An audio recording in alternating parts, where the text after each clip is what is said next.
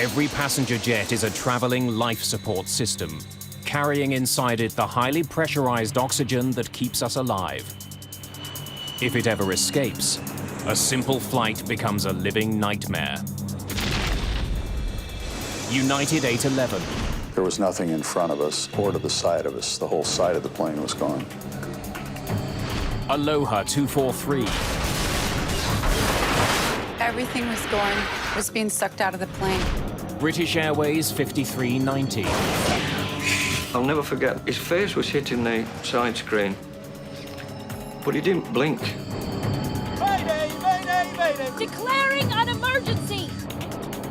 Sometimes it takes a terrible accident to expose hidden dangers and change the way airplanes are built. Unfortunately, we wait until we have enough bodies. Too many of the changes have been, in effect, written in blood. Mayday, mayday!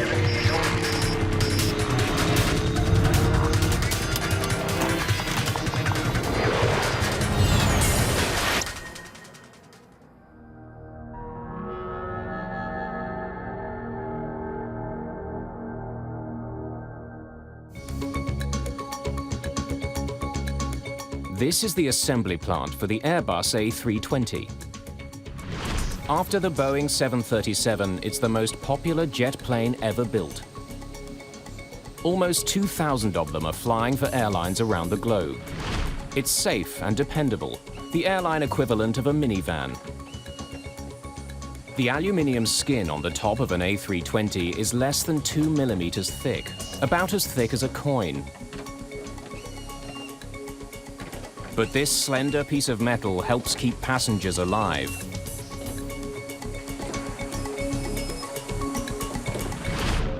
Because the skies aren't nearly as friendly as they seem. Most people take aviation absolutely for granted. The difference between being on a commercial airliner at 35,000 feet and being in a space capsule in orbit is really not all that different. They're both life support systems. The reality is, it's a hostile environment.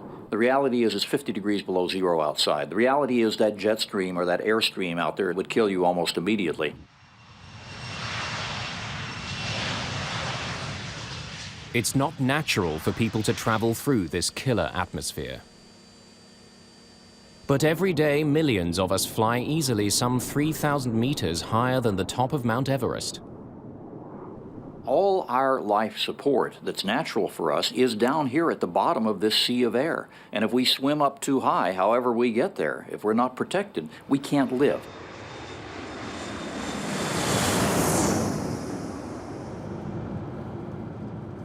But taking oxygen with us up to 11,000 meters is potentially dangerous. The air inside an airplane is pressurized, so passengers can breathe easily. As planes climb, the pressure outside decreases. The tightly packed air in the cabin begins exerting tremendous pressure on the fuselage. On an average jetliner, it means that every square meter of the fuselage must support more than 5,000 kilograms of force.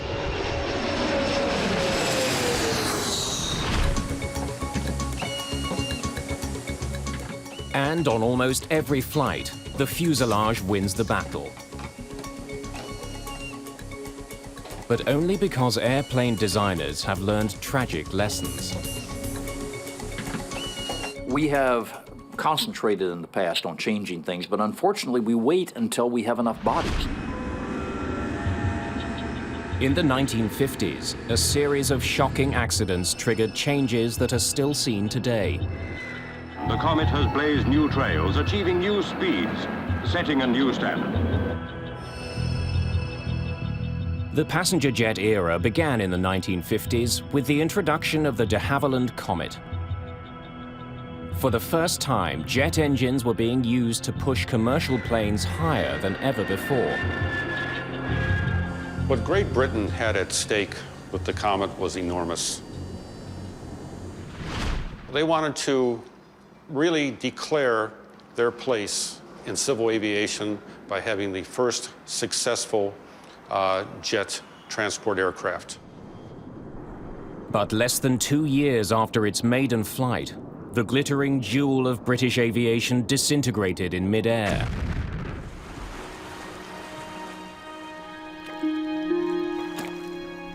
It would have been horrible. It would have been a horrible situation, but mercifully it would have been quick. What they had found with the bodies that they had recovered is the massive decompression, of course, caused the air inside your lungs to burst your lungs. At the same time, the outrush of air would tear you from your seat, and many of these people would actually smash their heads against the structure. 3 months later, another Comet ripped apart in flight. Officials feared that every single Comet could be a flying time bomb. The entire fleet is grounded. The design of the Comet was actually a very sound design. There was only one thing that they didn't do, and it's because nobody knew. Unknown to engineers, there was a deadly flaw in the Comet's basic design. To find the jet's fatal weakness, investigators built a massive water tank. They immersed a stripped-down Comet. The pressure in the tank was increased and decreased, simulating the strains of flight. The experiment ran 24 hours a day, 7 days a week. After the equivalent of some 3,000 flights, the Comet's Achilles heel revealed itself. Its square windows. You have a rapid change of direction in the shape, essentially a corner. You have a high stress concentration. It gave rise to a fatigue crack, which then traveled rapidly through the rest of the structure, causing a massive decompression. The most advanced passenger jet in the world had succumbed to metal fatigue. The fuselage simply could not handle the force of the air inside, pressing out. The airplane, with all that force behind it, suddenly unzipped itself.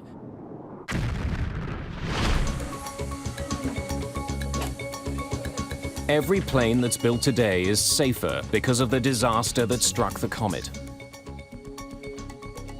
Like other passenger planes, the windows on the A320 are rounded, so that pressure doesn't build up around the corners. Perhaps even more importantly, extra rivets reinforce the skin of today's planes to contain cracks that might start anywhere on the fuselage. It's designed to go to that first row of rivets and absolutely be stopped. It's a healthy structure. It can never unzip itself. But 34 years after the Comet crash, aircraft manufacturers were faced with another tragic disaster. The extra rivets that were supposed to save lives failed to withstand the relentless power of air pressure on metal. One of the fellows that I knew at the FAA, he said, you know, the day after this accident, I had to throw away most of what I knew about metallurgy and start over.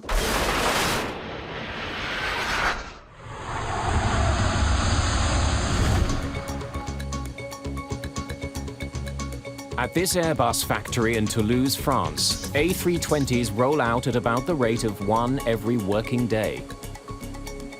Titanium rivets, lightweight and extremely tough, hold the fuselage together. 3,000 are used to join the separate sections. Another 3,000 can be found on each wing. Without them, the fuselage couldn't contain the pressurized air that's forced inside during flight. But even these rivets aren't foolproof. April the 28th, 1988. Aloha Airlines Flight 243 is traveling from Hilo Airport on the Big Island to Honolulu. With this island hop, Aloha 243 is making its 9th flight of the day, a normal schedule for the planes of Aloha. Protected within the jet, passengers give little thought to the fact that the cabin is filled with pressurized oxygen. It's constantly pushing against the fuselage, trying to escape into the surrounding atmosphere. In the cabin, the pressure is kept at a constant level, so passengers feel like they've never left the ground. But as a plane rises to its cruising altitude, the air pressure outside the cabin is dangerously low. Well, what we do is extract air from the engines and use that to pressurize the airplane. And what we can do then is control the pressure inside by a series of valves. The air moving through the cabin creates constant pressure on the jet's fuselage, keeping it inflated like a balloon. Every modern jet is built to withstand this pressure. There's an internal structure to a modern all-metal airplane. The skin without the structure would collapse easily. It would buckle easily. It'd be sort of like a, a paper bag without any structure inside to hold it. If you remove the skin of a passenger jet, you'll find hoop-shaped bulkheads and formers supporting the width of the aircraft. Stringers run the length of the plane. They all help support the fuselage. And the cabin needs all the help it can get, because as the plane gains altitude, that pressurized oxygen inside the plane is pushing against every square centimeter. On this day in April 1988, passengers are about to learn what happens when that air suddenly escapes.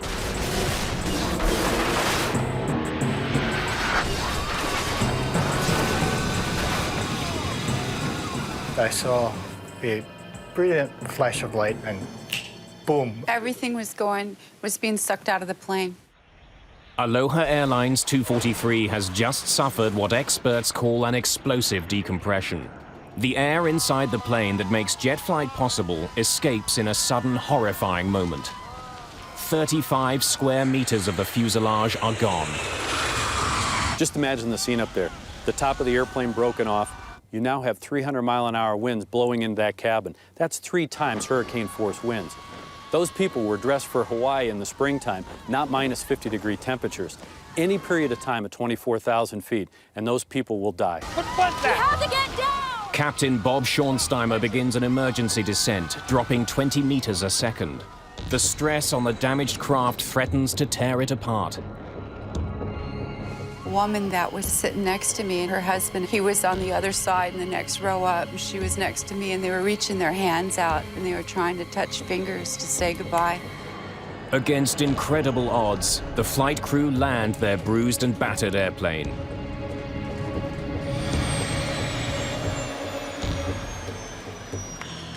Even with this explosive decompression, there's only one death on Aloha Flight 243.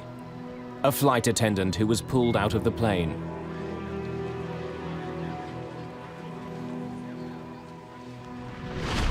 Jim Wildey investigates the crash for the National Transportation Safety Board. In his laboratory, Wildey makes a disturbing discovery. Running through some of the pieces of the plane's fuselage, he finds a series of hairline cracks. They're right beside the holes created by rivets and barely visible to the naked eye. But they're classic signs of metal fatigue. Metal fatigue is something that sounds exotic, but it really is easy to understand. Any piece of metal has a certain breaking point. All of us have tried to open a tin can and not quite gotten the opener all the way around. We work it back and forth until that last portion breaks. You just demonstrated metal fatigue. A plane isn't a rock-solid tube. To maintain the pressure passengers need to enjoy a flight, it's designed to be much more flexible. The fuselage of the airplane is actually breathing. It expands and contracts depending on altitude. When it's on the ground, it's in a contracted status. When it's at altitude, 24,000 feet, the fuselage expands. If you could stand at the back of a 250-foot-long jetliner and just sight along that fuselage, you'd see it begin to puff up a little bit. And as a plane lands, the pressure differential between the inside and the outside of the plane disappears. The fuselage returns to normal. So the airplane is constantly cycling. That's pressurization. That will weaken the structure over a long period of time. Records show that the Aloha jet was 19 years old. 737s are designed for a 20-year service life and a recommended 75,000 flights. But as investigators take a closer look, they discover that the Aloha jet had logged an astonishing 89,000 separate flights. The short hops between the Hawaiian Islands meant that the planes in the Aloha fleet went through more pressurization cycles than any other aircraft. You saw something as you got on this airplane. What did you see? Investigator Jim Wildey gets a lead when he interviews one of the Aloha passengers. She says she saw a small crack in the fuselage just to the right of the door. The witness saw cracking in this area, and we found fatigue cracking back in here. So this is the line where the fatigue cracking joined up. One piece came down this way and folded off, and the other piece went across the top and came off to the right side. But something doesn't make sense. The Aloha jet lost 35 square meters of its fuselage. In the years after the Comet disaster, Boeing and other companies had designed a safety feature that should have kept any tearing to an absolute minimum. Inside the fuselage of every 737, Boeing has installed a series of tear straps. If any kind of tear develops in the fuselage, it should only run as far as the next tear strap, never more than 13 centimeters away, before shooting off at a 90-degree angle. This would have prevented the sort of catastrophic disintegration that ripped apart the Comet. The purpose of the tear strip is to confine any kind of rip or tear in the fuselage skin to a 10-inch square, basically. The 10-inch square allows a controlled decompression and confines any structural damage to a very small area. But for Aloha 243, the tear straps did not contain the rupture caused by the metal fatigue. The NTSB believes there were so many cracks in the fuselage that they eventually joined together, tearing an enormous hole in the plane. But jets aren't held together by rivets alone. The Comet disaster had also highlighted the need to reinforce the fuselage. The skin of an airplane is built from separate panels which overlap. These panels are bonded together by a powerful adhesive known as epoxy. As the epoxy hardens, the panels are locked together by rivets. And during his investigation on the Aloha fuselage, Jim Wildey finds discoloration inside some of the overlapping joints. You can see now where the dark material is the epoxy that was used to bond the two layers of the lap joint together. The white material you see here is corrosion damage of the aluminum fuselage skin. The Hawaiian climate is great for tourists, but it's tough on airplanes. The ocean air is humid and heavy with salt. It can corrode even industrial epoxy. Investigators learned that Boeing, the company that built Aloha 243, had issued numerous written warnings about the epoxy. If it isn't applied at the right temperature, if the panels have moisture or dirt on them, the bonding can fail. Boeing recommended regular, detailed inspections. But workers at Aloha didn't report any problems with the epoxy. They either never saw the compromised epoxy, or if they did, it wasn't repaired.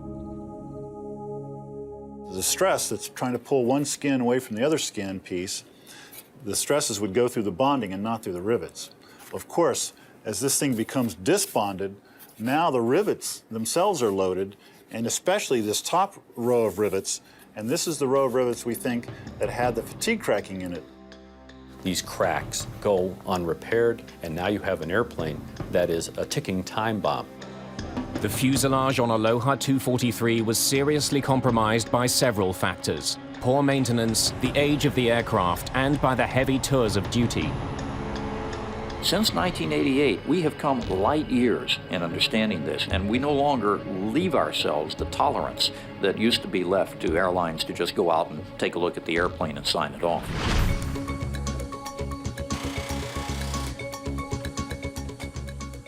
The Aloha accident was another step towards making passenger jets safer.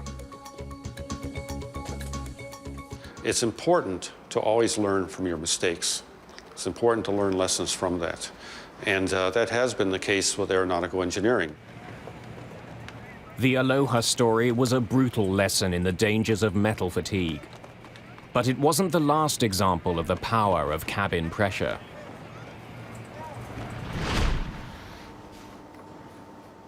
Two years later, the industry would get another terrifying reminder. Ladies Ladies and gentlemen, this is your captain speaking. My name is Tim Lancaster. Welcome aboard this British Airways flight to Malaga. June the 10th, 1990. British Airways Flight 5390 is leaving Birmingham, England for Spain. 87 people are on board. 80 knots.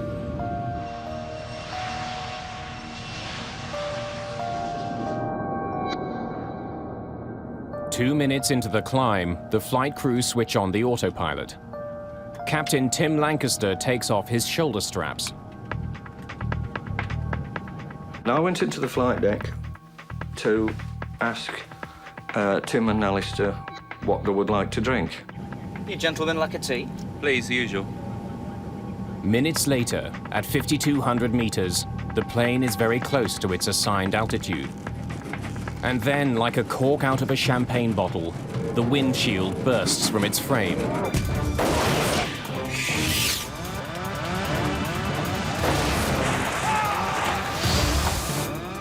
Captain Tim Lancaster is sucked out of his seat and is pinned to the fuselage by blistering winds roaring close to 550 kilometers an hour. The temperature is minus 17 degrees centigrade and there's very little oxygen. Co-pilot Alistair Atchison is alone at the controls. Ordinarily, cockpit windows cannot budge from their frames. The force of the air as the plane soars through the sky pushes the windshield onto the plane.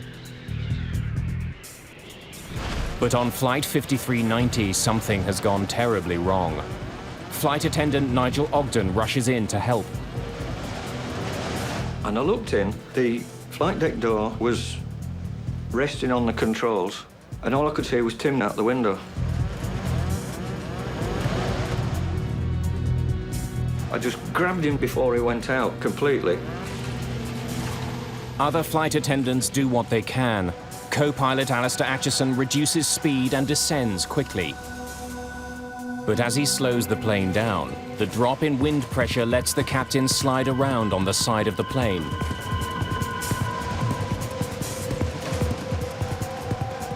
All I remember is Tim's arms flailing out. His arms seemed about 6 foot long. And I'll never forget that, his eyes were wide open. I mean, his face was hitting the side of the side screen, but he didn't blink. And I thought to myself, and I said to John, I said, I think he's dead. I think he's dead. Just 35 minutes after taking off, Atchison gets his jet safely back on the ground.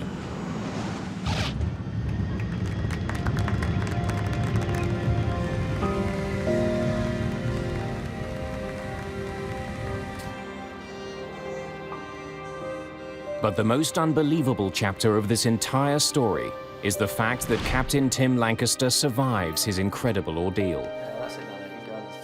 But I remember watching the windscreen move away from the aircraft, and then it had gone like a bullet. It disappeared into the distance. And I was very conscious of going upwards. And, well, the whole thing became completely surreal then, as it would. And I was aware of being outside of the airplane. I can remember seeing the tail of the aircraft. I can remember the engines going round. And then I don't remember much more. Tim Lancaster was pinned to the outside of the plane for over 20 minutes. His injuries were surprisingly minor. Bone fractures in his right arm and wrist, frostbite and shock. Within 5 months, Tim Lancaster was flying again.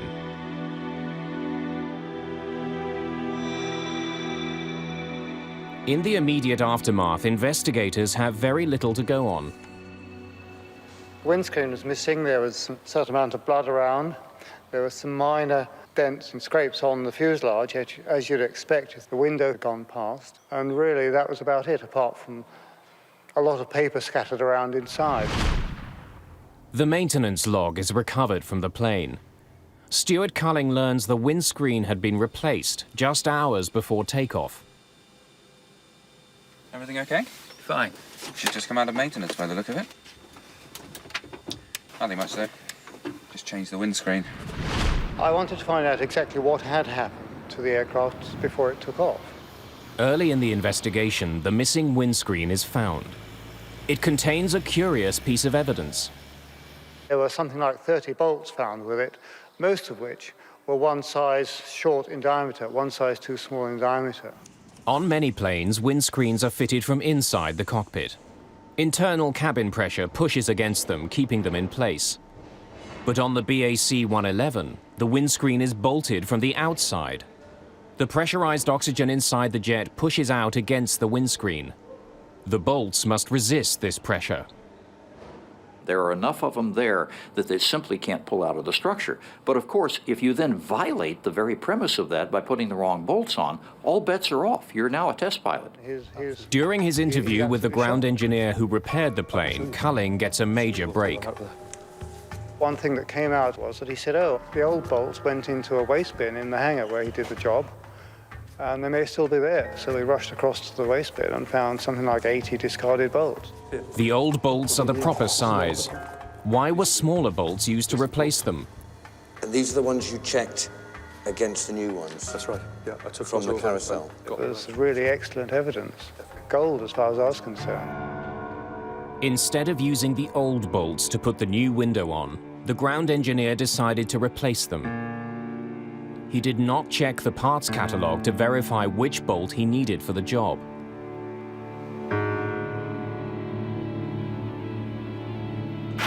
Morning. The bolts he chose seemed the same, but in fact were just over 0.5 millimeter smaller. They were too thin to do the job.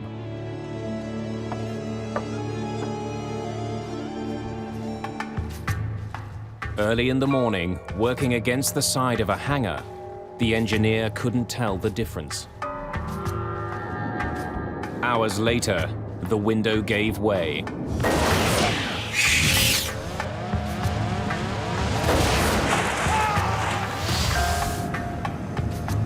Faced with a challenge they weren't trained for, the crew still managed to pull their plane back from the brink. But the massive pressure inside an airplane doesn't need bad maintenance to rip a jet apart.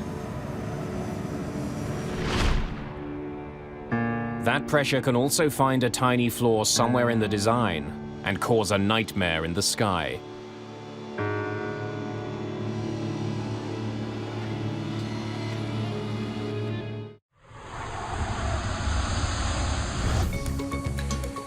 The Airbus A320. One of the most popular passenger jets in the sky. Every day around the world, thousands of passengers board this plane.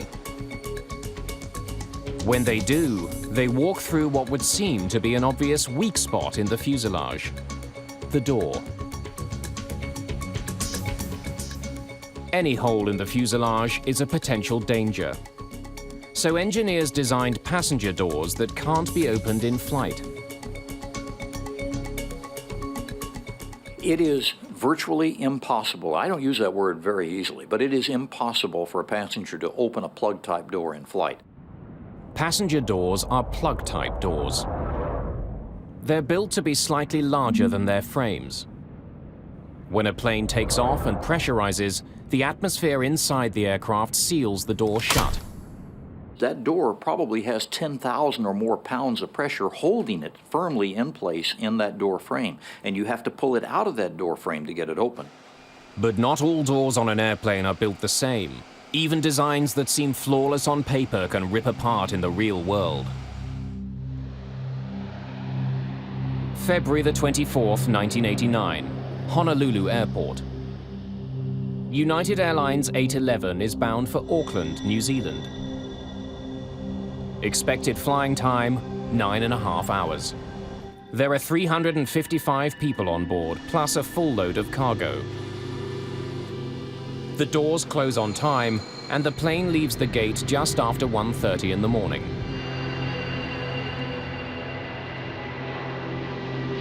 Tell them we can handle 33 if it's available. Okay.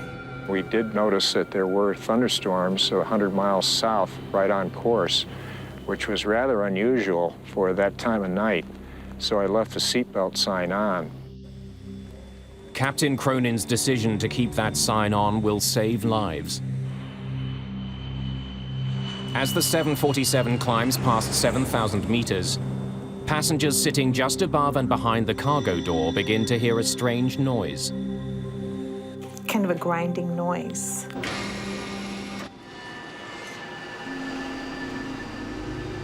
I heard like a thud. The hell? In the next nanosecond, it was pure, unadulterated pandemonium.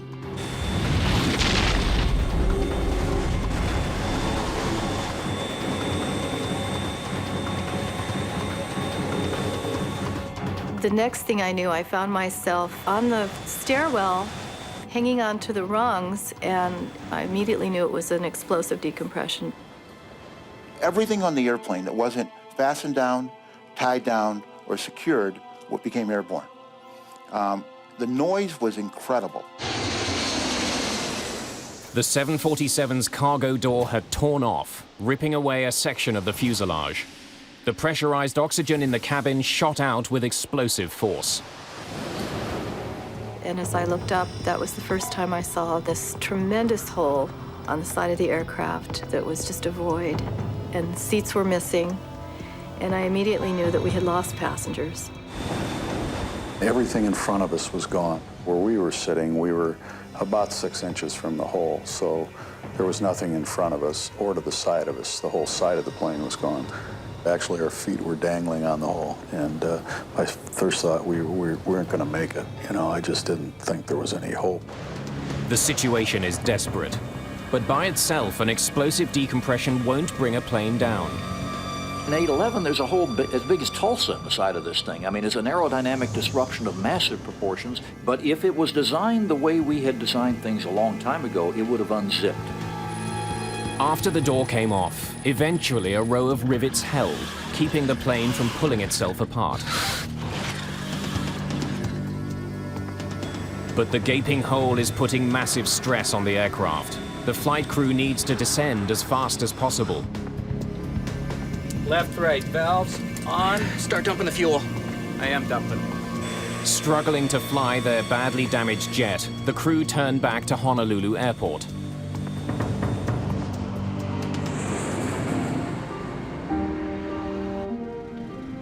And all of a sudden, we were slowing down, and I said, oh my God, we've landed, we're on ground. Probably the best landing I've ever made. When we finally stopped on the runway, we deployed all 10 chutes, and the flight attendants evacuated all the passengers. Thanks to the experienced flight crew, United Airlines 811 landed with everyone on board alive. But 9 passengers were missing, sucked out of the plane when the fuselage tore open, taking with it 5 rows of seats. One of those passengers was a New Zealander on his way home, Lee Campbell. We got a phone call from Chicago, and they just said that they regret to inform us that our son was missing, presumed dead. In the wake of their son's tragic death, Kevin and Susan Campbell embark on an international mission to discover exactly why the door had come off the plane. Lee can't have died for nothing. You know, you've got to find out why he died, and you've just got to make sure that it never happens again. 2 months after the accident, the National Transportation Safety Board holds preliminary hearings. During a break, the Campbells take matters into their own hands. They remove several boxes full of files. So we quickly realised we'd got a really good set of papers with a lot of things that hadn't been released to the public. We were able to really start our investigation in earnest at that stage. The unpublished documents reveal a disturbing catalogue of problems with the 747's forward cargo door, going right back to its original design. Passenger doors are plug doors, but most cargo doors on jets open outward. This increases the space for luggage and other cargo. As the plane gains altitude, the pressure inside the jet presses outwards against the door. To prevent the door from opening, Boeing had installed what it believed was a foolproof locking system. What they do is they build in multiple redundancies to make sure the door is properly latched and does not open. And you build it in to a point of that it's extremely improbable that the door would ever open. The Campbell's research uncovers two major flaws with the 747 cargo doors. The first involved the locking system. To lock the cargo doors, electric motors turn C-shaped latches around pins in the doorframe. A handle then moves arms or locking sectors over the top of the C latches to prevent them from reopening. But on Flight 811, the supposedly foolproof system had failed. Kevin Campbell built a model of the 747 cargo door latch. It showed the first deadly flaw in the locking system. Aluminium locking sectors could not hold the C-latch in place if the latches started to open on their own. With the aluminium locking sectors, if the C-locks tried to backwind, open electrically, it would just push the locking sector out of the way. It just simply wasn't up to the job that it was designed for. But what would cause the C-lock to backwind?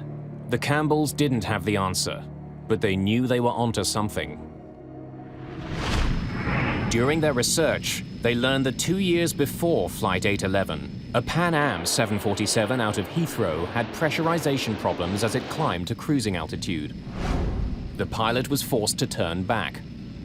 When they got back to Heathrow, they found that the door was hanging open 1.5 inches at the bottom, and all of the locks were open.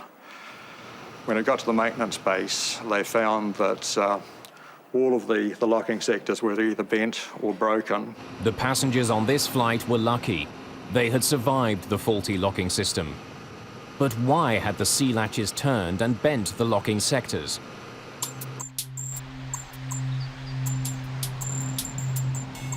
As the Campbells continue to search, a Pan Am report surfaces that lays out a critical issue with the cargo door's electrical system.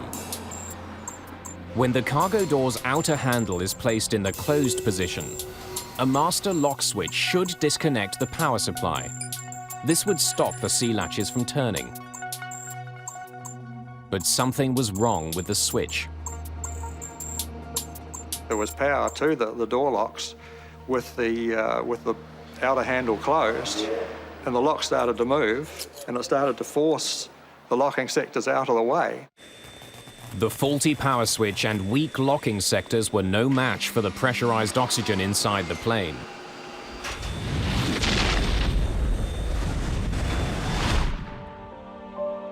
After years of being pushed by the Campbells, the NTSB produces a report that agrees. There was an inadvertent failure of either the switch or the wiring that caused an uncommanded opening of the door. It's nice that other people know that you're right and had been all along, and the support that they had given you was vindicated. I couldn't have lived with myself if we had done no investigating ourselves. It was just something we both felt we needed to do. We didn't even discuss it. We just knew that's what we would do.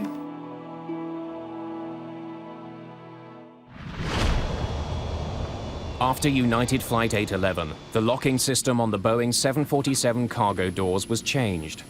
Inspections were increased. Another potential cause of explosive decompression had been found and eliminated. That is an amazing accolade to what we've learned, not just Boeing, but what we've learned about maintenance, about structures, maintaining them, and inspecting them.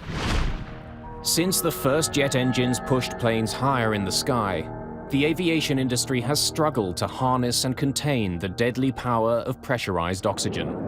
They know all too well that a single flaw can lead to a terrifying decompression.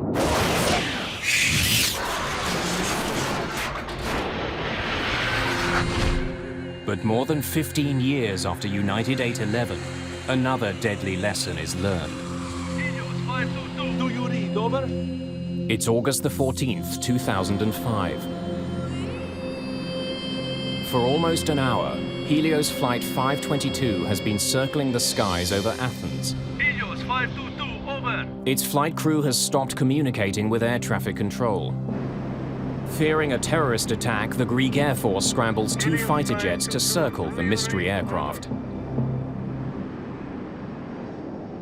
One of them was actually in a shooting position behind the 737. The other one was nearby the cockpit, and he was trying to communicate visually with the person in the cockpit. The fighter pilots can't see any damage to the jet. No holes in the fuselage. There is no structural failure. There is no fire. There is no problem, obvious problem, from the external view with the plane.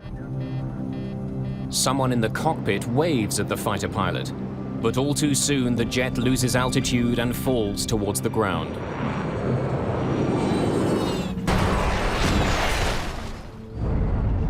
All 121 people on board are killed.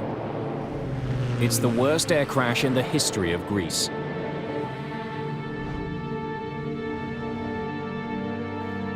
Within minutes, investigators are on the scene.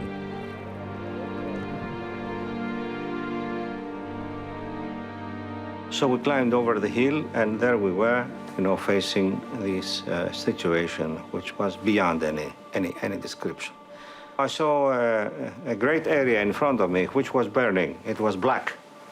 Burning, people spread, pieces of the airplane. The autopsies add more mystery to the case. Everyone on board the Helios flight was alive up to the moment of the crash. They did not die from inhaling a toxic substance in the airplane or from an explosion. These people died on impact. But if the passengers were alive until impact, why didn't the fighter pilot see more activity on the plane? Akrivos Tsolakis is the lead investigator. He begins to dig through maintenance records. He learns that on the day of the crash, the rear door had been inspected for leaks. Before it took off on its last flight, the Helios jet arrived in Cyprus with a problem. During the trip, the cabin crew had heard loud banging and saw ice on a rear service door.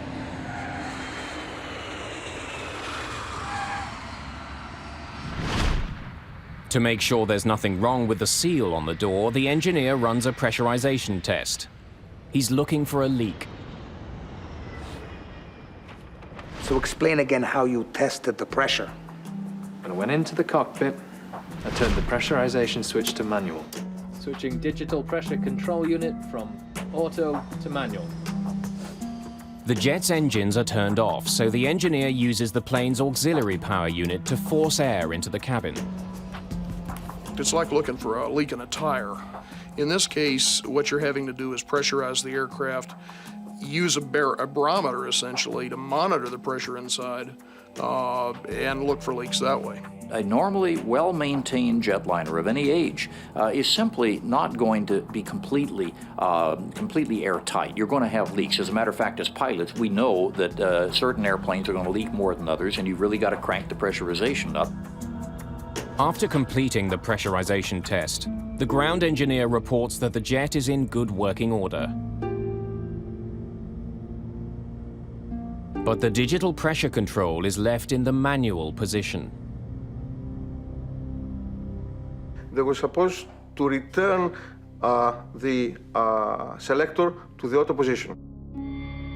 If the flight crew fails to see that the switch is on manual, their plane won't properly pressurize.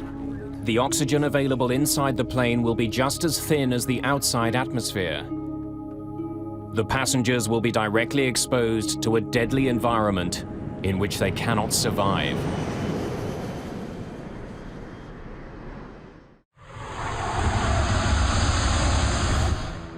August the 14th, 2005. The worst airline disaster in Greek history has stunned the nation. Investigators are sifting through the gruesome wreckage.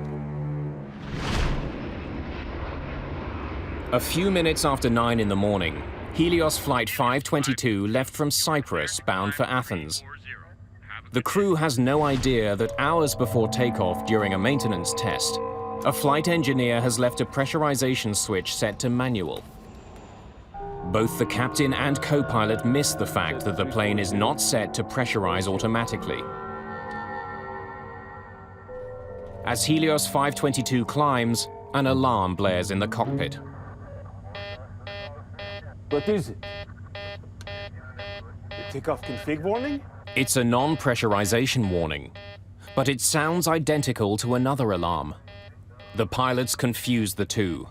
It's a critical mistake. The alarm sounded, and that alarm was misinterpreted.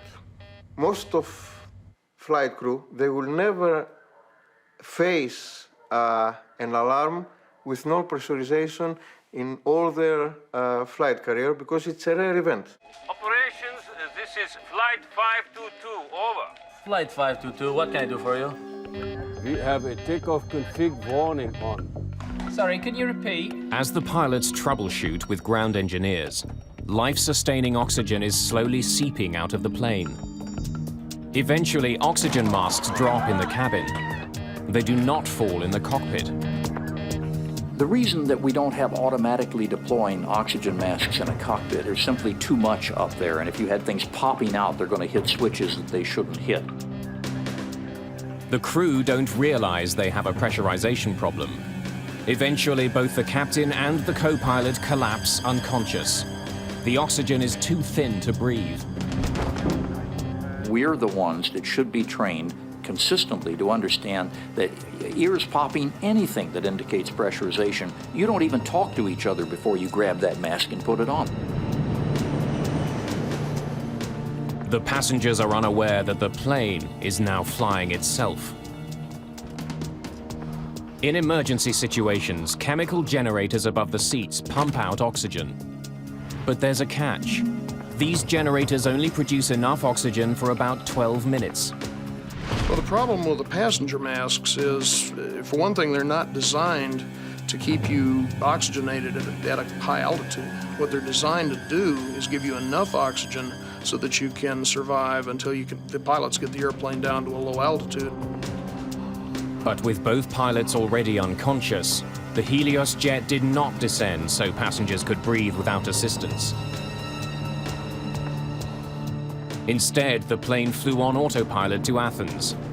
When the oxygen supply stopped, the passengers passed out.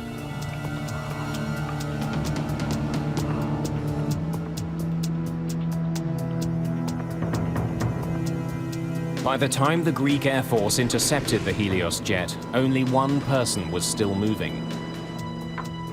Likely surviving with bottled oxygen, flight attendant Andreas Prodromou was still conscious when the fighters approached. He made it to the cockpit, but he couldn't save the plane.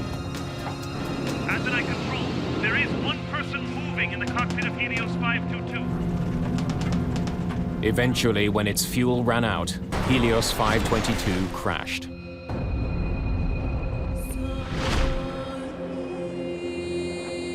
Investigators eventually find the panel with the pressurization switch. Are you sure this is the way it was found? It hasn't been moved at all. All 121 people on the Helios flight died because their plane didn't carry enough life-sustaining oxygen as it climbed into the sky.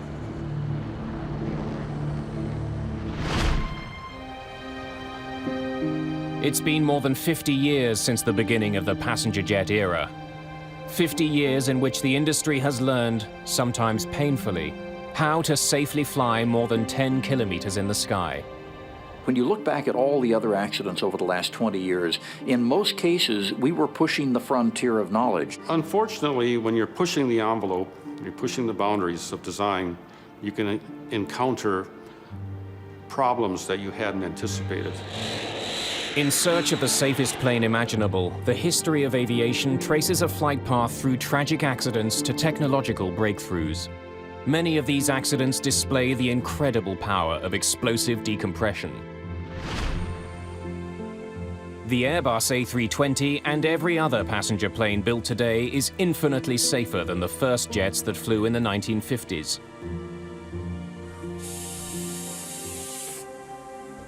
They have to remain safe and get even safer because we rely so heavily on this incredible mode of transportation that takes us somewhere we were never meant to be.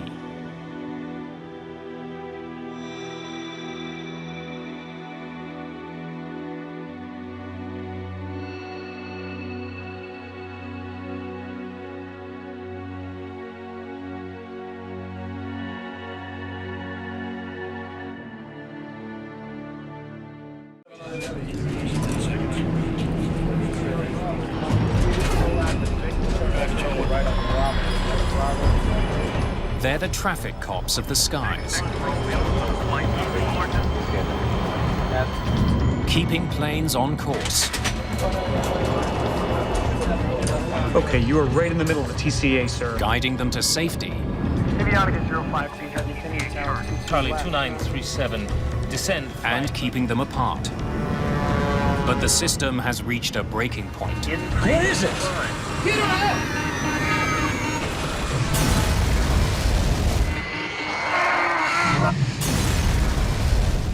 If there is another major airline accident, it's going to probably originate from an air traffic control problem. Yep, you got it. There are too many planes. The tools controllers use to track them are inadequate. The failing system is putting passengers at risk. Monitor, vertical. Now the race is on to fix it. You see him, Dano? I still see him. Before disaster strikes again.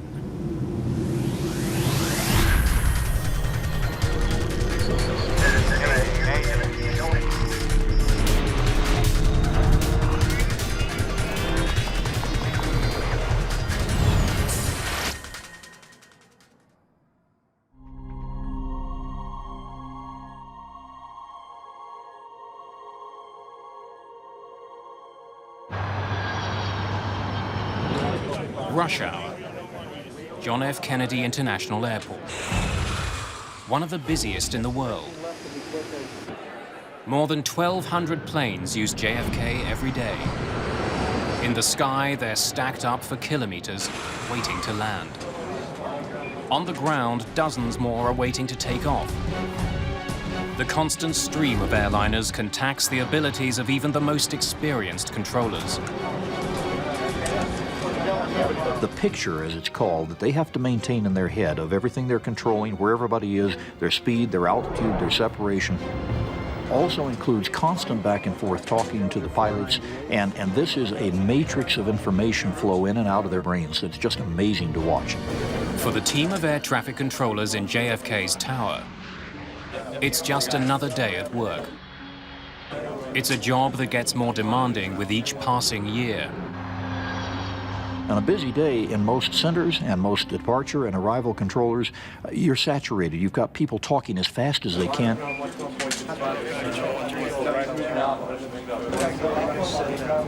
And that's where errors come in. Over the last decade, there's been a 25% jump in traffic at JFK. And New York's not alone. It's a trend that concerns some industry experts.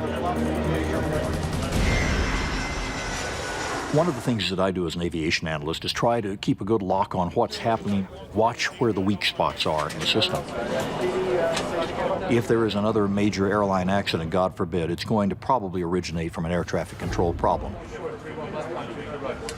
The solution to the looming crisis is being developed here, the William J. Hughes Technical Center in New Jersey. It's the workshop of America's Federal Aviation Administration. The center has been involved in every major advance in air transportation system technology since 1958. Airport design, aircraft safety and security, communications, navigation. Scientists at the William Hughes Center have tackled aviation's most difficult problems. Today, this plane is at the heart of one of the largest projects in the history of the FAA. They're using it to design a new air traffic system that will help manage more traffic safely.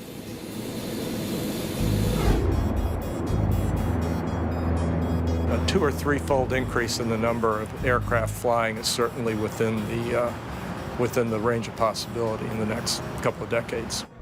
Together, test pilots and researchers need to figure out a safer way to get airplanes into and out of America's airports. What they've come up with is a system called NextGen.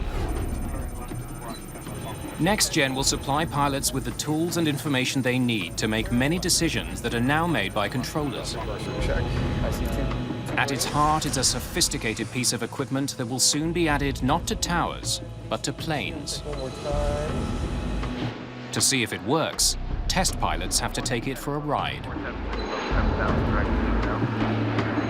We're liberating the airplane to do what it's designed to do and not constraining it by our management. Positive rate gear up. Here it comes. Researchers have installed a revolutionary navigational computer in the back of this executive jet. We're currently flying over Delaware. It's called ADS-B. It stands for Automatic Dependent Surveillance Broadcast. It's a sophisticated GPS receiver that paints a detailed picture of any plane anywhere near this flight. So the pilot has what we call situational awareness of what's flying around him. The aircraft then broadcasts that position once a second. So any other aircraft flying within RF range of that aircraft now knows its position as well. There's nothing like this in any cockpit today. Because it's still experimental technology, the FAA is testing this system in the cabin of the aircraft. If tests like this succeed, it will someday be in the cockpit of every plane in America and eventually around the world. Once the ADS-B system is fully operational, everyone will know where you are, how high you're flying, and where you're headed. It's a key piece of the future because it is so accurate. The computer the researchers are putting to the test today is the central element in the most significant retooling of the American air traffic control system in half a century. Human beings cannot be perfect on a sustained basis. We can for certain periods of time. Therefore, we have to expect failure. People make mistakes. It's a lesson the airline industry has learned the hard way. A lesson that fundamentally shaped how planes travel across the skies today.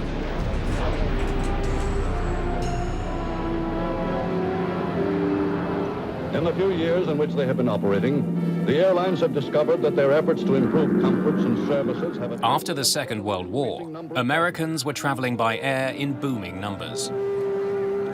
The earliest air traffic controllers stood next to runways. They waved flags to guide planes in. As traffic increased, pilots also began to use radios to stay in touch with airports. The first air traffic control towers were built as more and more flights had to be handled. Airports had become very busy places, and air traffic was beginning to overwhelm controllers.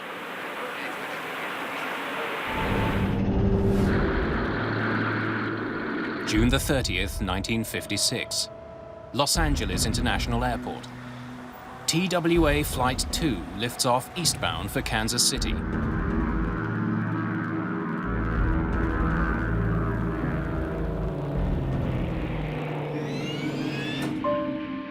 Airline flying in the 50s was really amazing. It was something you dressed up for. Only people who could afford a fairly high price could actually fly. The TWA Flight is a Lockheed Super Constellation,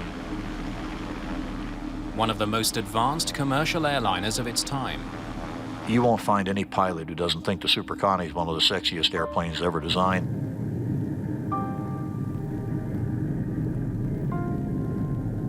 Just minutes behind TWA Flight 2, United Airlines Flight 718 takes off from the same airport on its way to Chicago. The system to track both of the planes is far from high-tech. The Air Traffic Control Center consisted of a room with a map spread out on a table, and the air traffic controllers were moving markers on that map to indicate where each airplane was in its last known position. The pilots radio their position to company dispatchers. Controllers use this information to get a rough idea of their flight paths. They were on radar for a while in Los Angeles, but once they got outside that area, there was no radar.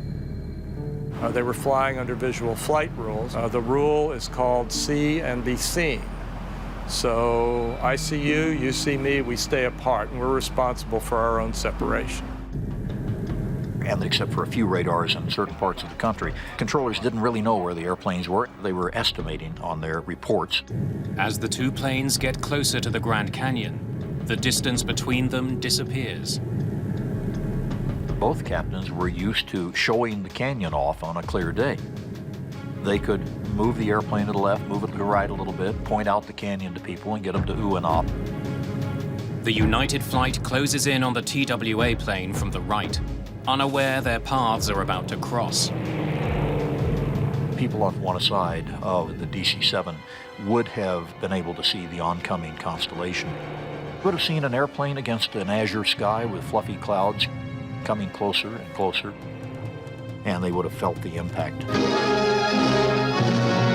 The Grand Canyon is a graveyard for 128 passengers and crew of 2 airliners which crashed on peaks little more than a mile apart. None survived. It was the worst commercial air disaster in history. The Grand Canyon crash created huge banner headlines across the nation and a lot of pressure on the government to do something. We needed radar, we needed to buy it and get it deployed throughout the United States immediately. We had to change the system, and we had to do it fast. The crash killed 128 people and changed the world of air traffic control forever. Following a lengthy investigation, the stark conclusion was that the crash happened because the 2 planes were outside of so-called controlled airspace. TWA and United collided over the Grand Canyon primarily because neither they nor the control system had the ability to know where both of those airplanes really were. Once the planes left the small area being monitored by controllers, no one was paying attention to where they were. The see and avoid principle is a fraud, and it always has been. The fact is, the faster you go, it's a big sky, you've only got 180 degrees of peripheral vision, and you can't see and avoid everything up there. In the wake of the Grand Canyon accident, American airspace was blanketed by radar. Planes were more stringently confined to air corridors, highways in the sky. The air traffic control system we have in the United States today was designed with the Grand Canyon accident in mind. That crash determined how far apart airplanes should be spaced and where radar dishes and air traffic control centers should be built. It also resulted in the formation of the Federal Aviation Administration, the FAA. But now, 50 years later, the system needs to change again. Today, the system falls short of the public's expectations, being congested, slow, clunky, unpleasant. As planes fly faster and higher, it becomes harder for controllers to track their movements. I think in many respects we're in a very similar situation to where we were in the 50s. The system has to change massively. And the change must happen soon, before we are faced with a major air accident that could take the lives of hundreds of people. The technology on board the FAA flight might be the solution to the overtaxed air traffic control system. Test pilots regularly take to the skies to help researchers prepare the new system for America's airliners. The beautiful thing about ADS-B is it gives the pilots in the cockpit and the air traffic controllers basically the same picture. ADS-B is more than a map of other planes. The idea is to show pilots what now only air traffic controllers can see. Data about the planes that are in a pilot's airspace. With ADS-B, you'll see who that other aircraft is. You'll see an identifier on it. You'll be able to see planes on runways. You'll see planes in the traffic pattern, and you'll get a better feel for what's going on around you, especially if you're on an uncontrolled airport. We can also see map information. We can see navigational aids. We can also see other airports. Giving pilots all that information in the cockpit will allow them to make decisions about how to get to their destinations quickly and safely. The current system relies on radars for the detection and tracking of aircraft. And radar was a great technology in 1940, but fundamentally it's very sloppy. Today, ground-based radar bounces radio signals off an airplane to calculate its position. It can be off by as much as 2 miles. That's why we keep aircraft 3 miles or more apart because we're just not that confident of the solution. With NextGen, an onboard GPS unit will constantly receive signals from a GPS satellite. This will tell pilots where they are, down to within a few hundred feet. Tower, Globe North, 47's on the ILS, 13 low approach. With a more accurate picture of airspace, airliners will be able to fly closer together. The FAA hopes this will help relieve the congestion at busy airports. Today, only controllers have an accurate picture of air traffic. They use this information to guide pilots around potential problems. The pilots themselves have no way to independently confirm where they are in relation to all other flights. They must rely on controllers to tell them. The weakness of the system was exposed years before NextGen tests began.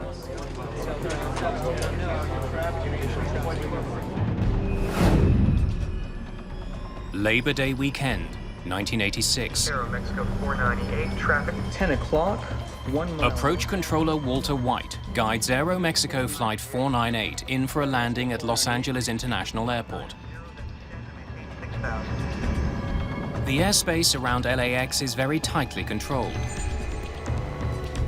It's called the TCA, the Terminal Control Area. As Aeromexico Flight 498 closes in on the airport, Walter White sees a plane he does not expect on his radar. One approach on a flight from Fullerton. Cruising altitude is 4,500. We'd like to follow. Okay, you are right in the middle of the TCA, sir. Grumman 66 Romeo, I suggest in future you look at your TCA chart.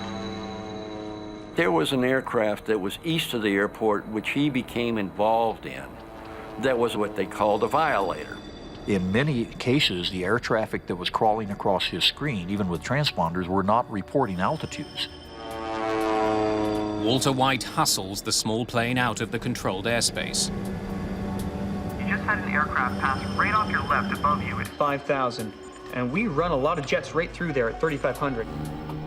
But White doesn't realize that there's another plane, dangerously off course.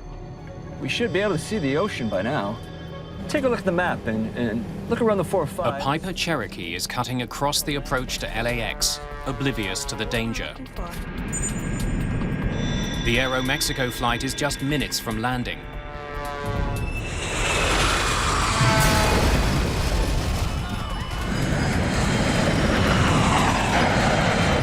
Aeromexico 498. Los Angeles approach. This can't be. The jet plunges towards Cerritos, a suburban community of Los Angeles.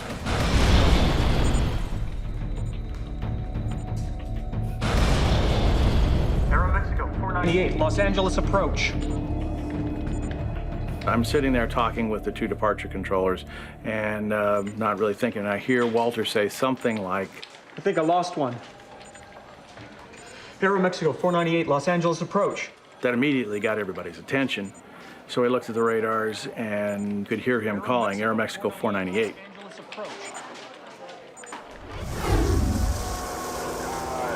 The crash devastates the community of Cerritos. 15 people on the ground are killed in the disaster, along with all 64 people on the Aeromexico jet. The Piper Cherokee is found in a nearby schoolyard. All 3 people on the small plane have been killed. The fact of the matter is that the Cherokee flew into the TCA and hit the DC-9 in restricted airspace without a clearance. The National Transportation Safety Board questions Walter White about what he saw on his radar display. At any time, did you see the Piper Cherokee on your scope? No. No, sir. The Piper's target was not displayed. It is my belief that it was not on my radar scope. He was positive that the aircraft was not there for him to see. But when investigators finally get the air traffic control radar records, they conclude the Piper should have been visible. We were able to determine that the aircraft that collided with Aeromexico was there to be seen. Controllers have been complaining about the radars for a long time. We had reported problems with the radar not picking up targets. several times. You may lose one target. You may lose two targets. It may not be presented for one sweep. Did you see the Piper Cherokee on your scope? No, sir. But that doesn't mean that the target isn't there. A blind spot is only an instantaneous thing. It's not a continuous thing. He was looking at one and trying to keep it clear. Lost track of another one that just happened to be at the same altitude as the approaching Aeromexico jet.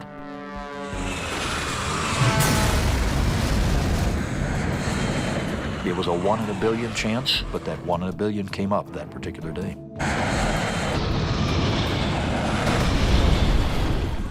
The collision over Los Angeles drew attention to weaknesses in the radar systems used by air traffic controllers and led to some much-needed improvements. Mode C Intruder is an automated program that is now incorporated in all our major radar facilities that if an aircraft should inadvertently intrude, the controller will now be given a visual and an oral alert, thus giving him time to provide a timely warning to the pilot. After the collision over Los Angeles, radar systems at the airport were upgraded. The next generation of air traffic management will only use radar if the GPS system fails. NextGen is also targeting another weakness in the current system, the radio. Today, pilots and controllers use radios to talk to one another. We're now descending to 190 and expecting... The system depends on clear, precise language. Misunderstandings are common, and they've caused some of the most tragic air disasters in history. As the FAA test flight flies high west of Atlantic City, its radio keeps the pilots in touch with controllers. Vector for sequence for the downwind for runway 22. Okay, 100, clear for the ILS. But in the air traffic system of the future, pilots and controllers will communicate less frequently. The controller and the pilot can now work together to resolve issues instead of wasting a lot of time explaining what the issues are. Mistakes can be made for a number of reasons. English is the international language of aviation, but pronunciation, accent, and emotion alter the way any language is spoken. Nowhere is this better understood than in the air traffic control tower at John F. Kennedy International Airport. If you listen on any control frequency, you're going to hear a lot of people say, "Would you say that again? Say again, over, please." The airspace above JFK is frequented by one of the most international collections of pilots in the world. Maintaining clear radio communications can prove challenging to controllers here. There's pressure because that's the business they're in. The business is moving passengers from A to B. That's what the airlines are paid, and the controllers are paid to help that work. When pressure mounts, small misunderstandings can have enormous consequences. January the 25th, 1990. In the skies over New York. Avianca 05. To expect for the clearance time in 20 minutes. I think we need priority. We are passing out of fuel. Avianca 052, roger. How long can you... Avianca Flight 52 is trying to land in New York. But a driving rain is delaying air traffic into and out of the area. The flight began in Colombia. On its way to New York, it's been routed through a series of holding patterns by air traffic controllers. Bad weather is delaying landings all along the northeastern seaboard. There was a system moving through the Great Lakes, moving east. There was a couple other systems converging. And a lot of times they'll converge in the New York area there, and the whole northeast will go down. It's okay if I send 4 more your way? Casino, I'm back in the hold again. I got 4 in the stack, and there's no end in sight. Avianca 052. Yeah, I might be able to get you in right now. Stand by. Thank you. They were progressively moving toward JFK, and they were held in the air for 3 times. This certainly would put some stress on the crew as to the fact they want to go from A to B. They don't want to fly in a racetrack for an hour just holding. Avianca 052, roger. And what's your alternate?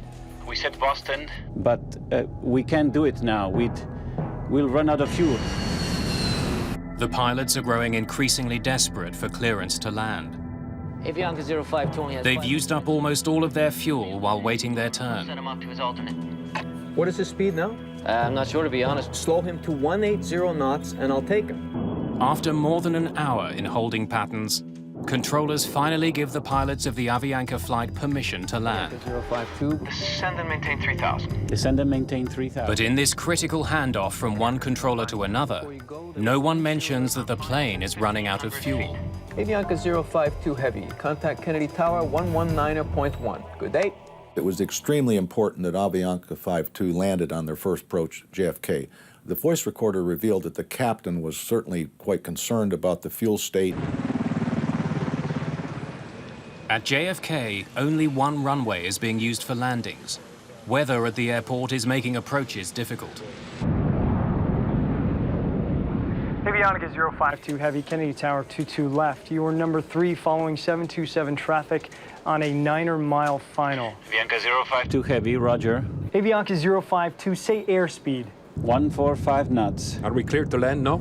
Yes, sir, we are clear to land. Stand by. The Avianca crew, when they felt that they were being handed off to an approach controller now and given a heading in a lower altitude, I'm sure in their minds they thought, well, they even commented on the cockpit voice recorder, we're being handled or we're being taken care of. 4 kilometers from runway 22L, and with fuel running dangerously low, the flight hits ferocious winds. They were getting like 60 knots of wind on the nose. And then as they descended on down through about 500 feet to the ground, they were down to 20 knots. So that's 40 knot change and 1,000 feet of elevation. That's a lot. This is the wind shear. A dramatic change of winds throws the aircraft off its descent path as it makes its approach. Glide slope. Glide slope. Glide slope. Glide slope. The runway, where is it? I don't see it. Look. I don't see it. The plane is thrown towards the ground by the winds. Look. Look. The airplane was about 200 feet above the ground, about 2 miles from the runway, which was well below the glide slope and very dangerous. So the airplane almost crashed on its first approach. Give me the landing gear up. Landing gear up. When you get a missed approach, it changes the whole ball game. Request another traffic pattern. Executing a missed approach. Avianca 052 Heavy. The fuel tanks aboard Avianca Flight 52 are all but empty. Another approach on the airport will be nearly impossible. Controllers in New York will have to try once more to get Avianca Flight 52 safely to the ground. That's right, to 180 on The heading, and we'll try once again. We are running out of fuel. These guys were out, and they didn't say we were out. And he allowed the approach control to vector them way out in the original pattern and 15 miles north of the outer marker again. Advise him we are in an emergency. Do you tell him? Yes, sir, I already advised him.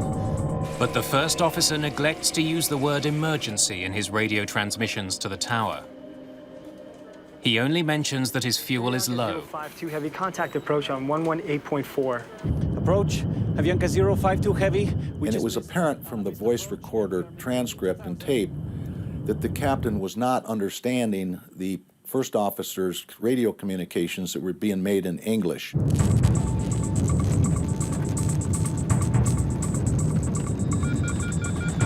Flame out! Flame out on engine number 4! The engines quit when they're finally starved of fuel. Flame out on engine number 3! Show me the runway. We just lost 2 engines and we need priority, please. Avianca 052. Turn left heading 250. Intercept the local line.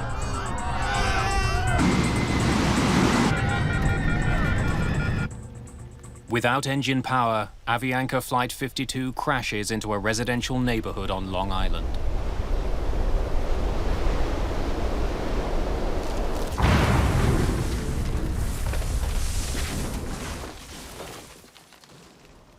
Avianca 052, radar contact lost. Yes, hello. I live in Cove Neck in Oyster Bay. And there is a plane crashed in our yard in front of our house. 85 of the 158 people on board survived the crash. Throughout the night, rescue workers pull them from the wreckage.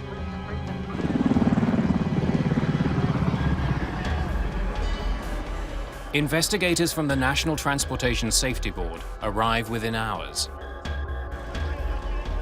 They remove the cockpit voice recorder from the wreckage.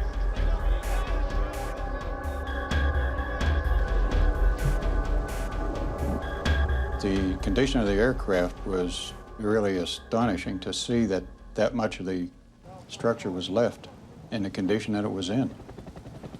It hit right on about a 28-degree embankment, and with the wings and all the other trees, it only slid 28 feet, so it hit and stopped instantly. The NTSB investigation reveals that controllers didn't transmit vital information to one another.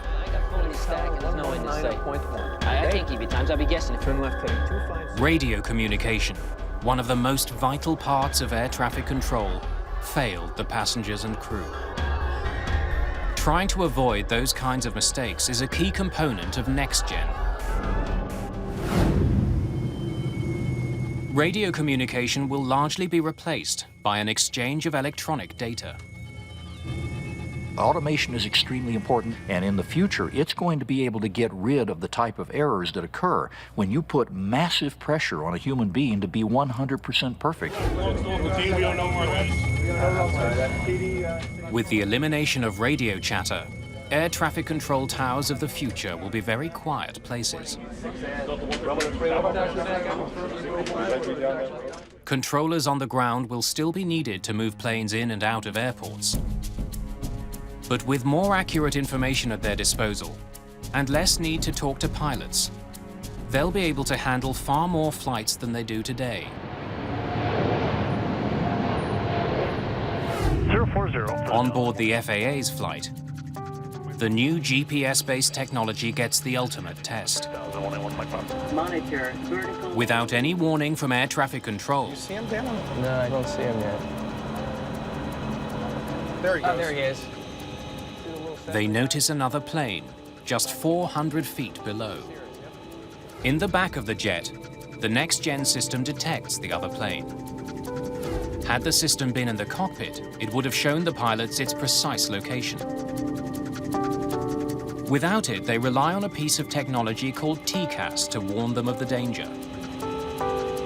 Using signals transmitted from plane to plane, the traffic collision avoidance system warns pilots when other planes are too close.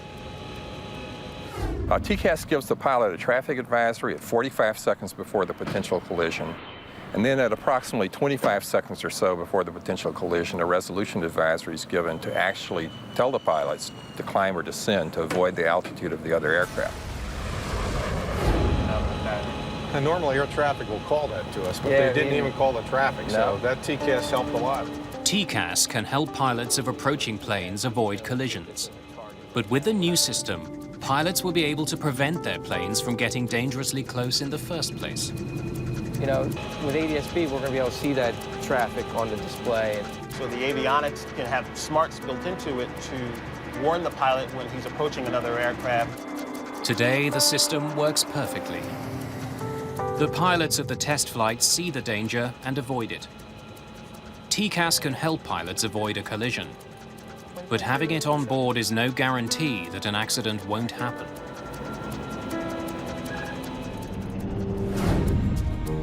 September the 29th, 2006.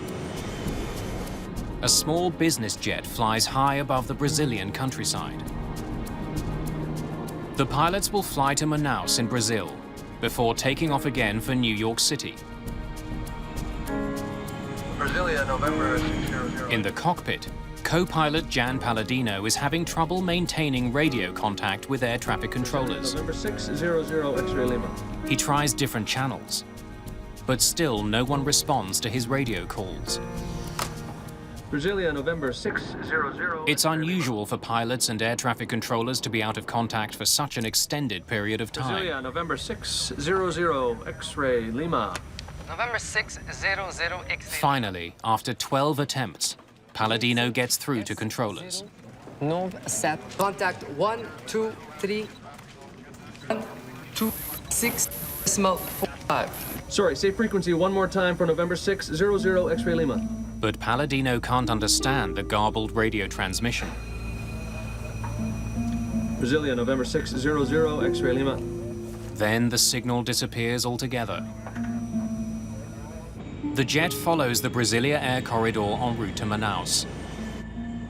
But traffic along this corridor runs in both directions. The airway system between Brasilia and Manaus is very simple.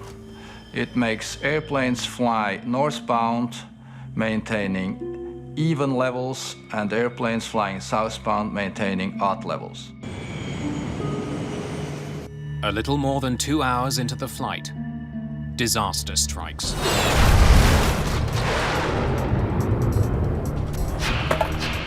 The concussion itself seemed to affect every atom in my body. The end of the wing was chopped off and it was serrated. It looked like it had been chewed off. The legacy jet has struck an oncoming Boeing 737, Gol Flight 1907. With 154 people on board, the Gol Flight spirals out of control. The pilots of the smaller jet don't know what they've hit, but their business jet is still flyable. Sit down back there. I got it. Just let me fly the thing, dude. All right? We're descending. I want to get down. Okay, it's yours.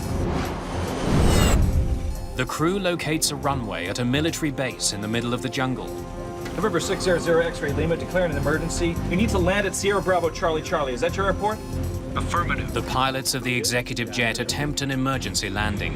Here we go. Hold it. Let's dump the flaps to the top of the flare, right? So give me 9 Flare, on the flare. So you give me 9. Yeah, you got 9. You got 9. Everyone sit down back there. When you land under those sort of circumstances, you're landing faster than you normally would. You're coming down like gangbusters.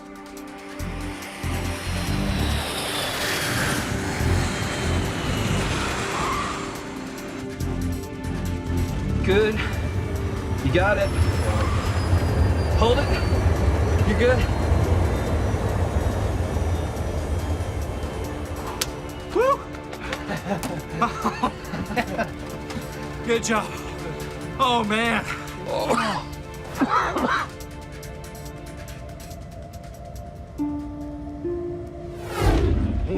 At Brasilia Air Traffic Center, controllers have lost track of Gol Flight 1907. Manaus, there isn't any goal. I can't see anything here. It's on its way. So it's already in my area? For over half an hour. Anxiety was high, and controllers were confused about what to say. They didn't know what was happening. Troops locate the wreckage of Gol Flight 1907 deep in the Amazon jungle. There are no survivors.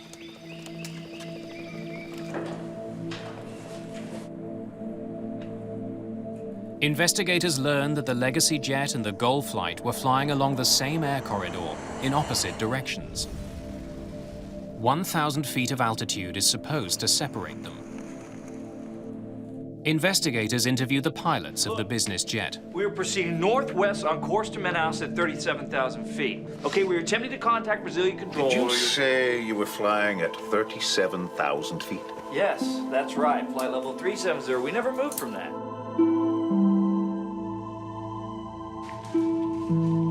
The pilots of the executive jet filed a flight plan in which they would fly at 37,000 feet until they reached Brasilia.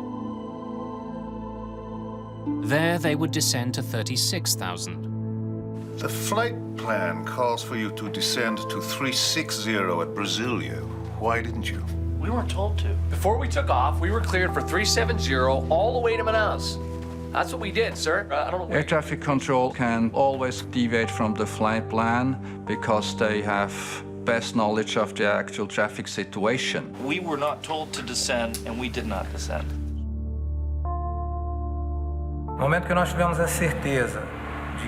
Once we knew for sure that both planes were flying at the same altitude, we knew there would be a lot to investigate on the side of air traffic control. Can you call up the legacy jet screen for me? Na tela radar, nós recebemos a informação de velocidade, On the radar screen, we see the altitude, the speed, and the transponder information of each plane. código transponder da aeronave para a identificação de cada aeronave. Images show investigators what air traffic controllers saw on their radar screen before the accident. One symbol stands out. The SAD on the air traffic controller screens indicates that the airplane he's looking at has lost its transponder. Roger. Transponders give controllers exact information on the altitude of the flights they monitor. Investigators learned that the transponder aboard the Legacy had been turned off, possibly due to the captain's inexperience with the new jet. Still working out the kinks on how to work this flight management. Without information coming from the jet's transponder, the air traffic computer displays the altitude the plane is supposed to be at, according to the flight plan. But it's actually flying 1,000 feet higher, right in the path of the Gol flight. The Brazilian controllers did not verify the Legacy jet's real altitude. Nobody did anything from the ground, which is where we expect it to happen, to save these two airplanes from being head-on at the same altitude. Zero X-ray Lima.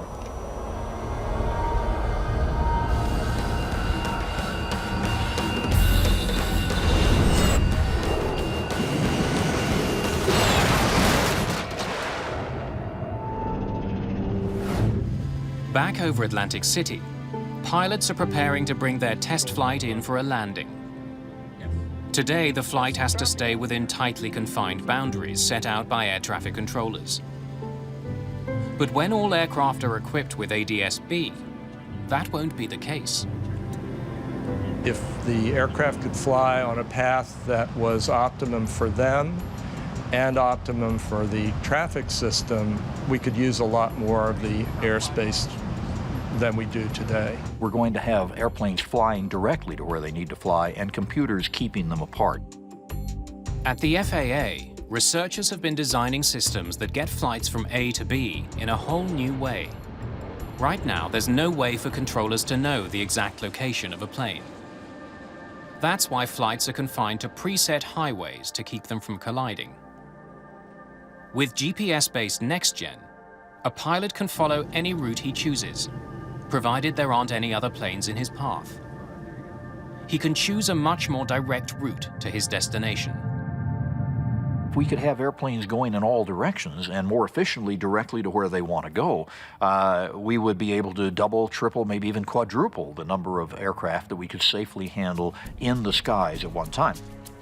By charting their own route, ADS-B will allow pilots to keep a safe distance from other planes without having to stick to a preset highway in the sky.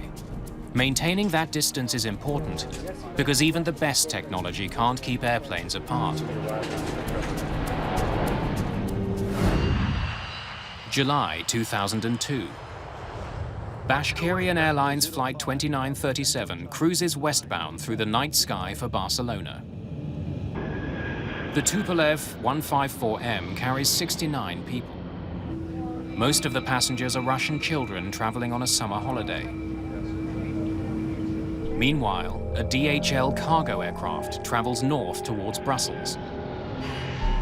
The two flights are supposed to pass each other over Lake Constance in southern Germany. Climb flight level. But air traffic controllers have failed to notice that both flights are at the same altitude. The controller is distracted by another flight. At a second station, he assists a late arrival. So what is your present heading? It was a standard practice at the ATC company that at night, one air traffic controller was responsible for controlling the entire airspace of ATC Zurich. Aboard the Tupolev, the pilots have spotted an intruder. Look at that. And it's closing in, fast. 500 meters.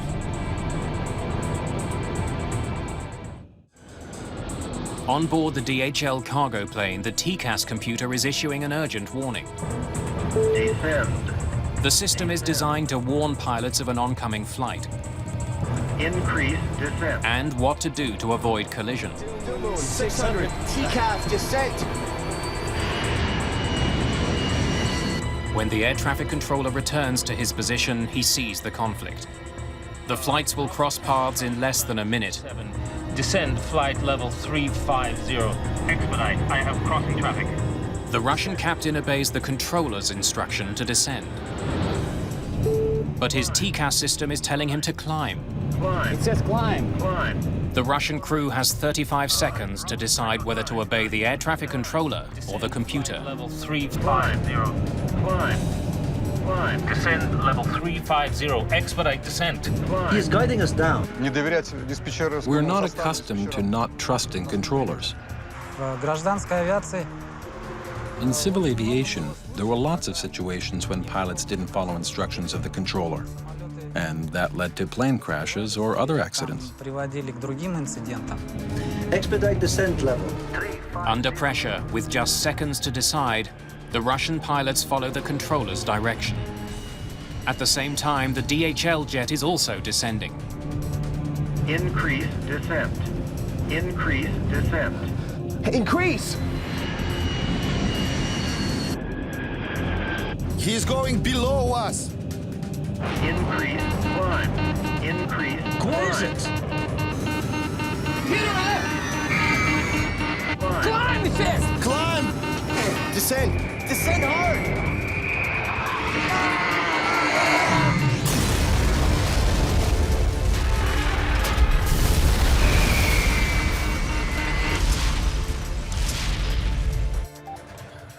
Bravo Tango Charlie 2937. Bravo Tango Charlie.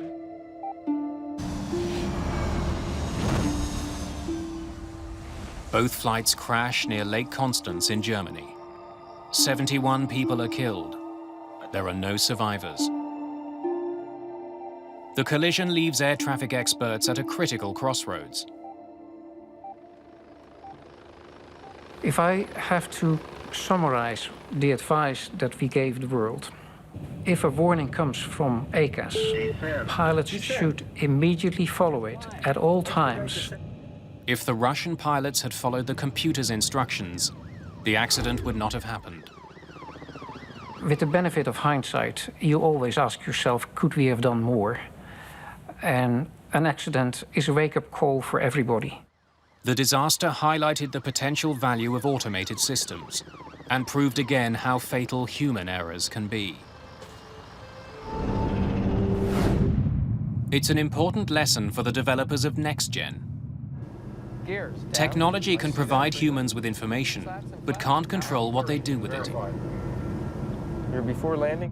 Over Atlantic City, the FAA jet is on its final approach. Runway is clear. Bring the flaps to 16. Its 2-hour test flight has brought NextGen one step closer to being installed on commercial airplanes.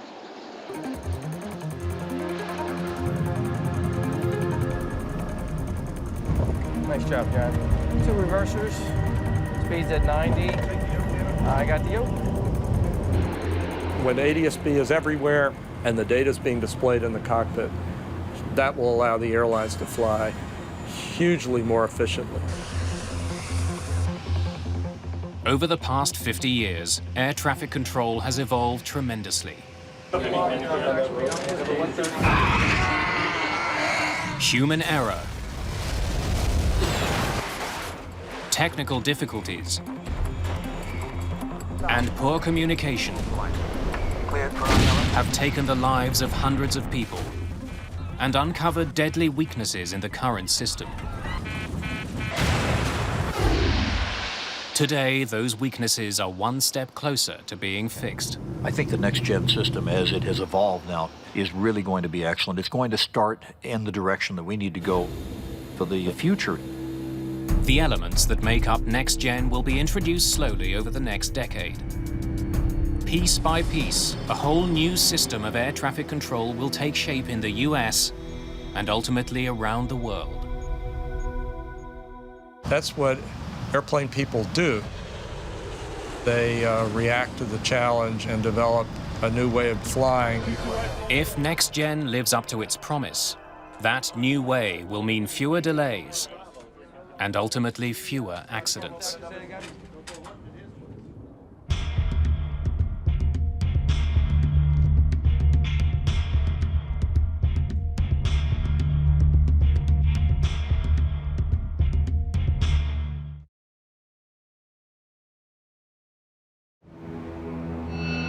In the ocean near Los Angeles, on a lonely mountain in Japan, off the east coast of Canada, a plane crash can reduce an enormous jet plane to mangled pieces.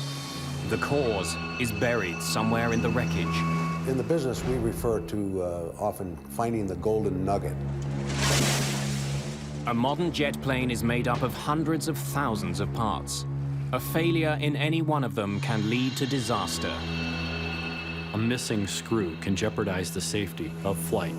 Constant checks keep planes flying and passengers safe. A single oversight can end in tragedy. Mayday! Something exploded. Help me, hold it, help me, hold it!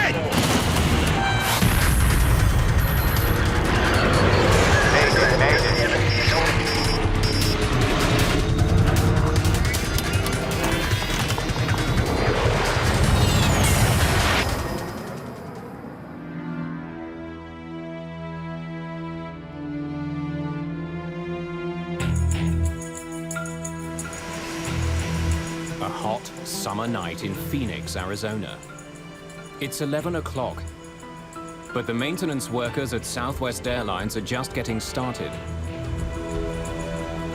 Tonight, they're going to open up a state-of-the-art Boeing 737-700. Almost 40 inspectors and mechanics are going to spend the night making sure the plane is fit to fly. Without proper maintenance, airplanes don't fly. Pilots are usually the focus for the operation of the airplane, but maintenance has an equally high priority role in the safe operation of any aircraft. To keep airplanes in peak condition, they get more health checks than most passengers. It is a very intricately weaved web between the operation of the airplane and the maintenance of the airplane and the management of the airplane. Passenger planes are examined every time they come to a stop. This is the A check. A brief walk-around inspection turns up the most obvious problems. The more intensive work is done at set intervals. These are the B and C checks. Tonight, workers are performing a C check. From start to finish, it can require hundreds of man-hours of work. It all has to get finished tonight, so the plane is back flying in the morning. It's a massive challenge, because modern jets are made of hundreds of thousands of individual pieces.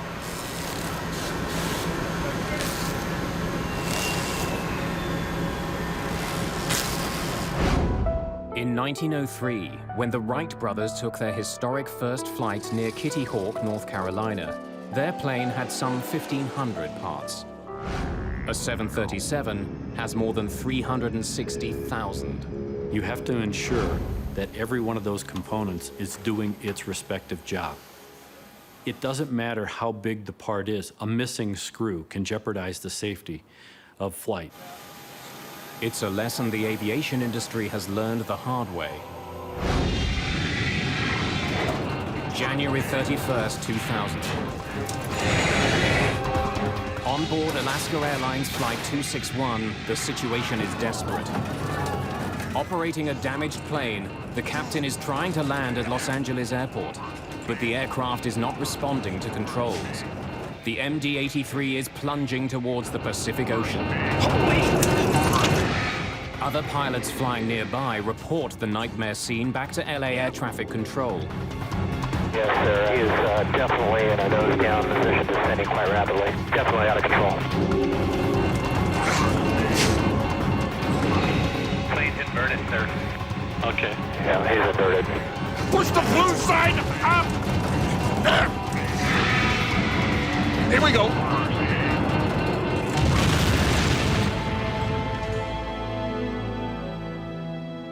And he just hit the water. Yes, sir. He hit the water. He's down. Flight 261 crashed off the coast of California at over 400 kilometers an hour. All 88 passengers and crew are killed.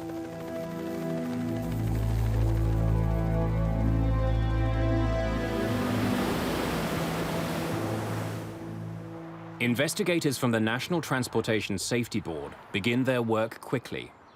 The cockpit voice recordings provide some of the earliest clues. We have a jam stabilizer, and we're maintaining altitude with difficulty. We immediately suspected some problem in the tail of the airplane, which is where the controls are. Something was wrong back there.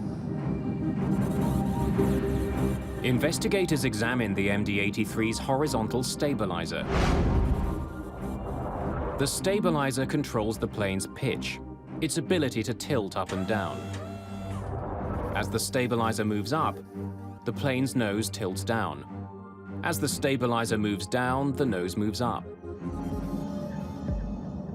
In the MD-83, a motorized jack screw on the tail moves the stabilizer up and down. When investigators recover the tail from the crash site, they make a puzzling discovery. The jack screw wasn't mated with the nut that it screws into. It was just by itself. And the nut was found in another piece of structure a few feet away from where the jack screw was. To have a screw separate itself from a nut with very thick threads surprised us. Without the jack screw, the stabilizer was beyond control. Without the stabilizer, the plane was doomed. The investigators very quickly figured out how the accident happened. Now they want to know why. The answer is tragically simple. There was no lubrication or visible grease on the working area of the screw. That was surprising and strange. The Federal Aviation Administration orders an immediate check on all MD-80s in the USA.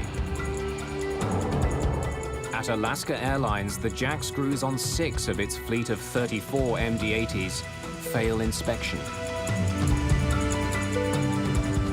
Investigators discover even more alarming evidence as they go through the carrier's maintenance records. Mechanics at Alaska Airlines report that they are under tremendous pressure to cut corners to keep the planes flying. We interviewed all the mechanics who had worked on these airplanes. We knew that they had been falsifying records or not doing the work they had indicated. To survive an economic recession in the 1990s, Alaska Airlines slashed their maintenance regime. With air carriers, especially those that may be economically strapped, they're going to stretch inspection cycles to the maximum. The FARs, the Federal Aviation Regulations, set a minimum level of safety. Now, if you're going to operate on a shoestring, you're only going to meet that minimum level of safety. If I'm a good carrier, or I want to be a good carrier, and I want to show that we're going to operate at the highest levels of safety, I'm going to typically exceed the minimums. It's going to cost more, but I'm going to exceed it. A lot of companies that say, wait, the regulations only say I only have to go to here, that's what I'm going to do. Jack screws in the company's fleet had been inspected every 500 to 700 flight hours. But in 1996, to cut costs, Alaska Airlines began checking the jack screws every 2,500 hours. At the same time, they doubled the average daily use of their fleet. If you had 600 hours between inspection points and greasing points, we have no chance of ever having a metal-to-metal contact situation. But if you put that out to 2,000 hours or 2,500 hours, now what you do is eat into some of these protective stages, these barriers that we have towards catastrophic failure. Proper maintenance becomes even more critical when there's no backup to a component. On the MD-83, there was no alternative if the jack screw failed. So proper maintenance was a matter of life and death. But in the aviation industry, it's also a matter of dollars and cents. There's a lot of pressure in the airline industry when you look at it, whether you're hauling boxes or hauling people. The fact of the matter is that competition is stiff. And how do you get the competitive advantage against the next guy? how am I going to get more for less? And a lot of times it's labor, the other times it's maintenance. If I can stretch the inspection to 500 hours instead of 400 hours, that saves me a lot of money. To stay afloat financially, Alaska Airlines put countless lives at risk. But disaster can erupt even when an airline doesn't cut back on its maintenance regime. Gonna hit the mountain! Fire! Keep trying!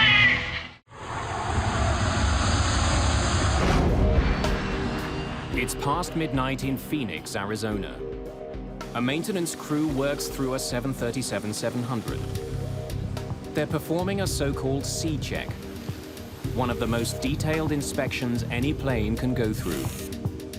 We work out overnight because that's when nobody flies. It's better for the airline to keep the airplane on ground overnight to fix them up. Tonight, 339 individual inspections are set to be made. Each one of these is tracked by computer. Anything that comes up yellow is an unscheduled procedure, a problem that's just been spotted. Unscheduled maintenance are those kinds of things typically that people will experience with their car where they're driving down the highway and all of a sudden the air conditioner doesn't work. Well, the same with an airplane. Tonight, the inspectors discover a tire on one of the main landing gears is worn out. They add it to the list of unscheduled maintenance items. It has to be replaced before the plane goes back into service. Obviously, the stakes are extremely high. Every night we come to work and try to do our best job possible. Make sure everything's in working order so people get to where they need to go. But sometimes, despite all the maintenance, the worst-case scenario comes true. A simple repair can unexpectedly lead to disaster. August the 13th, 1985, Mount Osutaka, Japan. This is the wreckage from the deadliest single-plane disaster in aviation history. JAL Flight 123 crashed the night before, killing 520 passengers and crew. Only 4 people survived. Because the 747 jet was built in the United States, the National Transportation Safety Board joins the investigation. When I arrived in Tokyo, the atmosphere in Japan was extremely stressful. The news media were everywhere. There was a tremendous amount of anger. Soon after the crash, experts get a helping hand from an amateur photographer. He managed to take a picture of the 747 minutes before it crashed. The picture reveals that JAL Flight 123 was flying without its massive tail fin. The tail fin houses critical control surfaces, like the rudder, as well as tubes that carry the hydraulic fluids. What force could be strong enough to tear off the tail fin? That would explain why I didn't. Digging through the 747's maintenance history, investigators discover that 7 years earlier, the jet had landed with its nose too high. The tail hit the ground and scraped along the runway.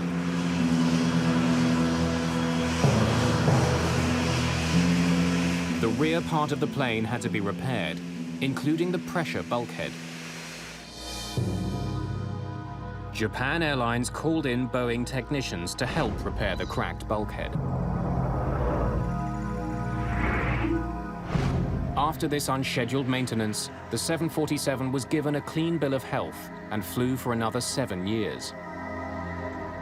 But this bulkhead becomes a prime suspect for the investigators. We had an idea that we wanted to find the rear pressure bulkhead because we had a flight attendant who had been interviewed that described an explosion in the back of the airplane and she could see out, so we wanted to focus on the bulkhead.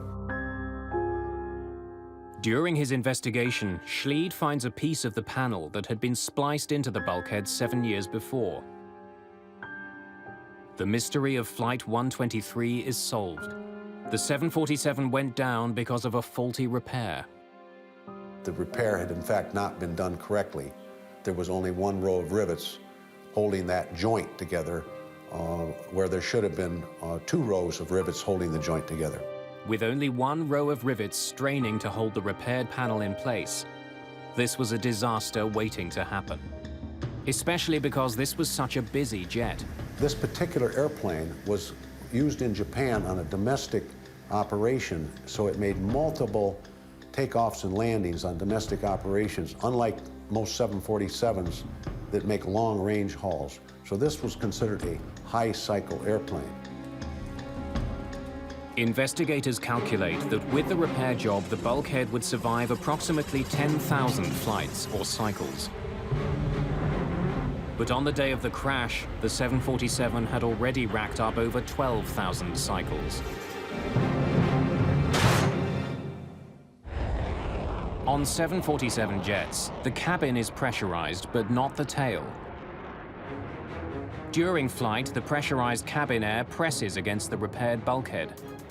After some 12,000 cycles, this pressure stretched the faulty repair to breaking point. The highly pressurized air blasted into the hollow tail fin and blew it off. Flip up!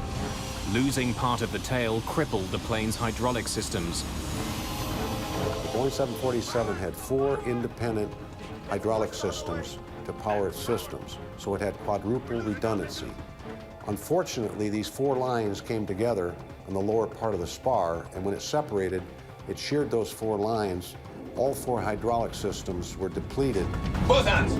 For some 30 minutes, the crew tried to fly their 747 using only thrust. This is like trying to drive a car using only the accelerator. No steering wheel, no brakes. Despite their heroic efforts, it was a losing battle. Raise the nose!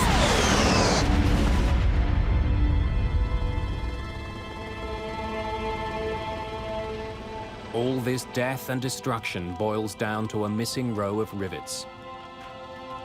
Why had the growing metal fatigue in the bulkhead remained undetected through 7 years of scheduled maintenance and inspections? The primary inspection method for the bulkhead area and the seams was a visual inspection. And at heavy maintenance periods, when they would take the insulation out off the walls and everything and off the bulkhead, they would do a detailed visual inspection. And during subsequent maintenance checks, the faulty repair was never found.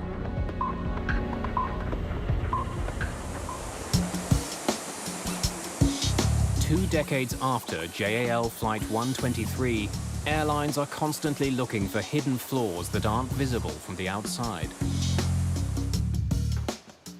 Back at the Southwest maintenance hangar, inspectors are using a borescope, a tiny flexible camera, to inspect the engines. Engines are the heart of passenger planes. If they stop working, pilots don't have the option of pulling over to the side of the road. Yeah, there we go. In this area, we're looking for cracks, looking at the blades, the rotor blades, and we're looking for missing material off of them. You know, any hot spots that have worn through the metal, cracks, radial and axial cracks. Any kind of crack or trace of metal fatigue in any of the fan blades could spell disaster.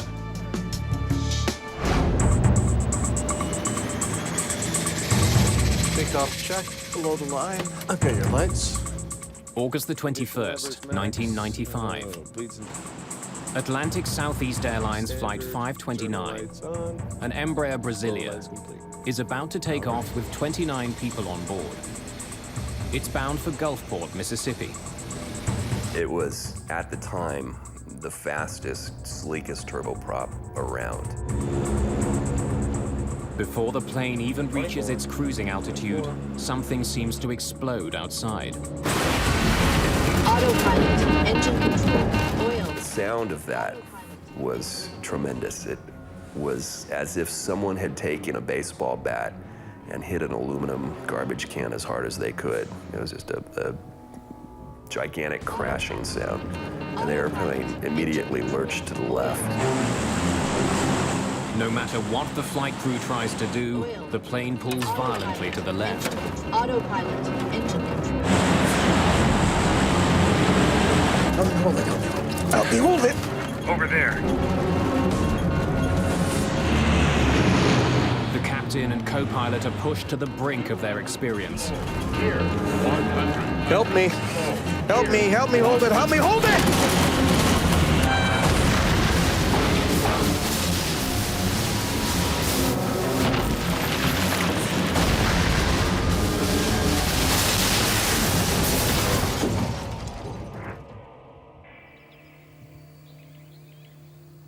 Atlantic Southeast Flight 529 crashes near the small farming community of Carrollton, Georgia.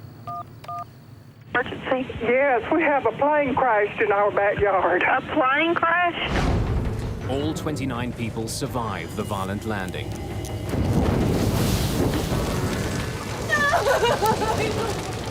But 10 passengers eventually die from their injuries.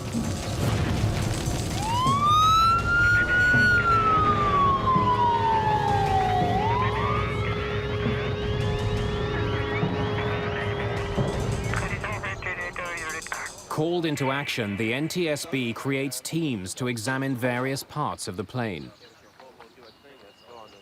Jim Hookey, an aerospace engineer, is in charge of the propeller maintenance group.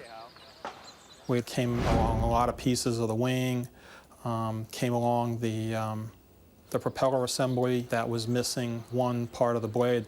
The blade broke in a very specific fashion, leaving behind all the telltale signs of a fatigue fracture. A fatigue fracture tends to be a very flat fracture. Also has what we call beach marks radiating out from the origin. So you see these radiating concentric rings coming from the origin of the crack. Hookey had good reason to focus on the broken propeller blade. 17 months before ASA 529, identical propeller blades broke on separate flights over Canada and Brazil.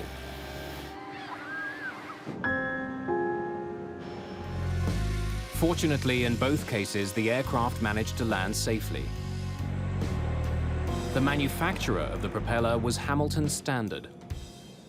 Hookey and his team start combing through Hamilton Standard's maintenance records. They're looking for anything out of the ordinary. It's whatever's abnormal. You really don't know what you're looking for until you find it, but you just go through, and there's a lot of routine maintenance that's done, regular inspections, A checks, B checks, C checks, and then there's the non-routine maintenance that occurs if something is broken or a truck hits the airplane or they have a bird strike or something like that. And it's those that you look for. The maintenance records reveal that the broken propeller blade had earlier problems.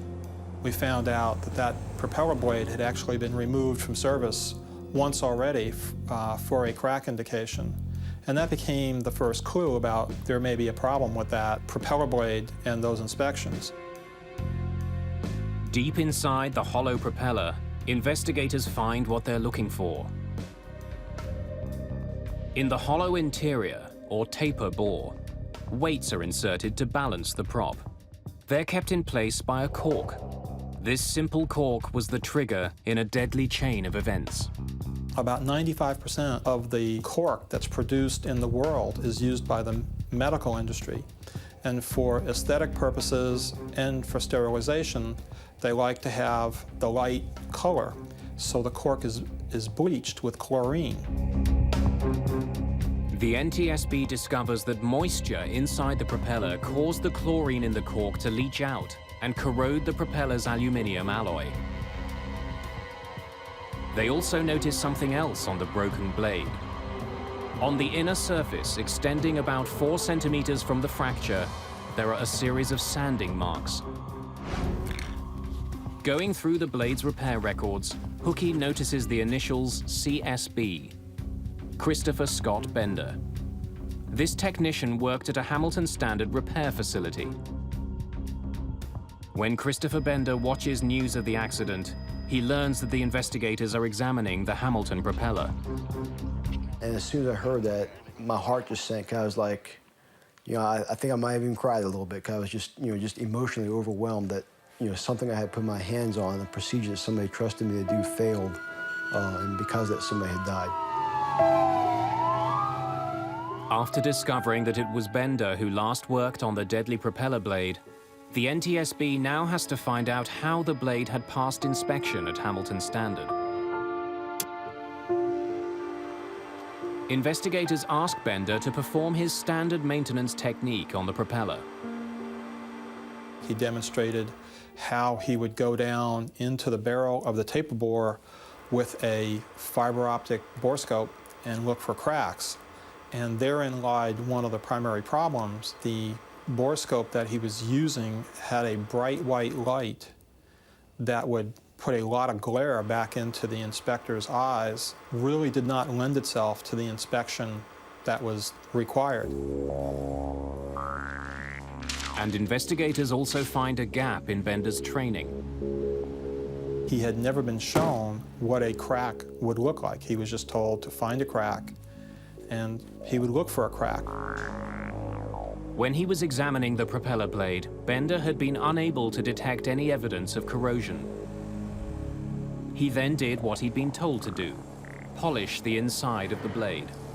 He was given a directive to use a repair to blend out the inside of the taper bore. He blended it out, he did an inspection, and the blending that he had done had roughened the surface, so it actually masked the indication of the crack in the subsequent inspection, and the blade was returned to service, where the crack continued to propagate until it ultimately reached critical length and separated. Draft accident report we present to you today involves Atlantic Southeast Airlines Flight 529. According to the NTSB, by polishing the blade, Hamilton Standard had unwittingly removed all traces of the crack. Even a later, more thorough ultrasound examination could not detect it. With no inspection. The company that manufactured Flight 529's propeller is now renamed Hamilton Sundstrand. Its inspection and repair process was made more stringent, in some cases exceeding FAA requirements. Flight 529 was the last time one of its propellers failed in flight.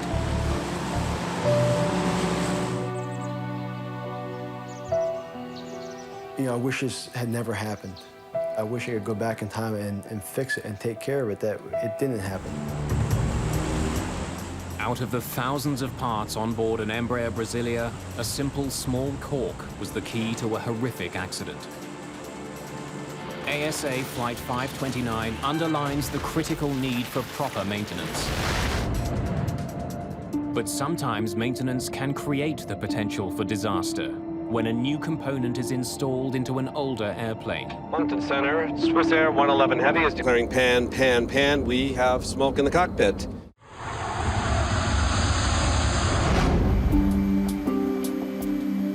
It's early morning in Phoenix, Arizona. Southwest Airlines engineers are continuing their scheduled maintenance of a 737. Southwest is unique among larger airlines. It flies just one kind of plane, the 737. Tonight, engineers are working on a 700 model, one of the newest 737s. But the company's very first 300 model, bought in the mid-1980s, is still flying. You can still operate an old airplane as long as you have inspection protocols. When you look at some of the cargo carriers, they're operating airplanes that are 30 and 40 and even 50 years old. They're still reliable airplanes. They've been maintained, they've been retrofitted with modern-day equipment. Updating older planes is a standard part of maintenance. But sometimes installing a new component in an older plane can lead to tragedy. Inside this makeshift lab are the shattered remains of Swissair Flight 111. On September the 2nd, 1998, the passenger jet crashed off the coast of Nova Scotia, Canada, killing everyone on board. Recovered from the seabed, the debris is overwhelming. There is almost 250 kilometers of wiring alone. In Swissair, we've had about 2 million pieces of airplane, and we pretty much almost had to look at them all. In the business, we refer to often finding the golden nugget. That's saying, aha, there's the cause of the accident. Somewhere in this wreckage, investigators hope to find that golden nugget. The one piece that will reveal the reason why Swissair 111 crashed into the Atlantic Ocean.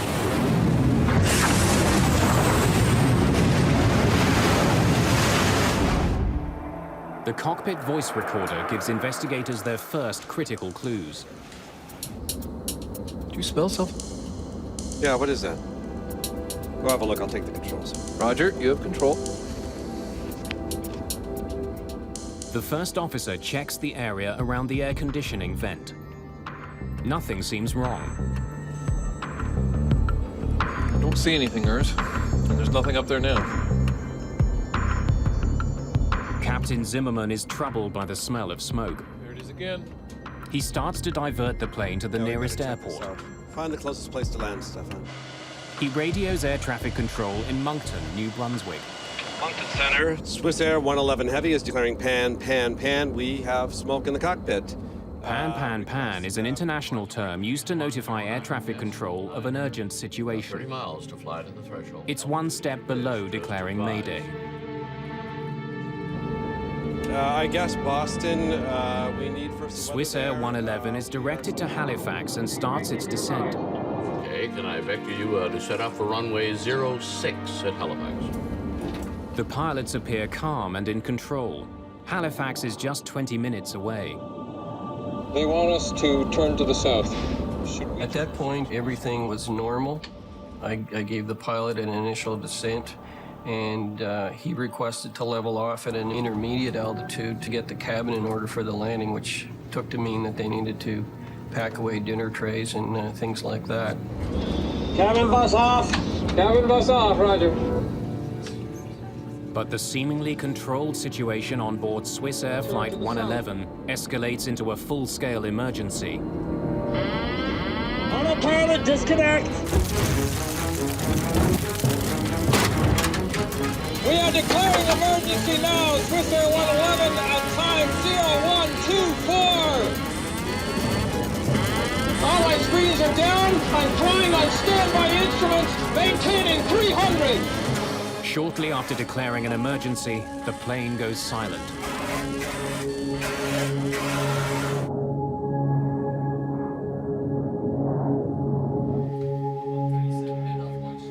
It was probably one of the most helpless feelings that any individual can have, not being able to do anything but just sit and watch the target and hope that it would turn back toward the airport. And of course it didn't. At 10:31 p.m. Atlantic time, residents of Peggy's Cove hear a devastating explosion.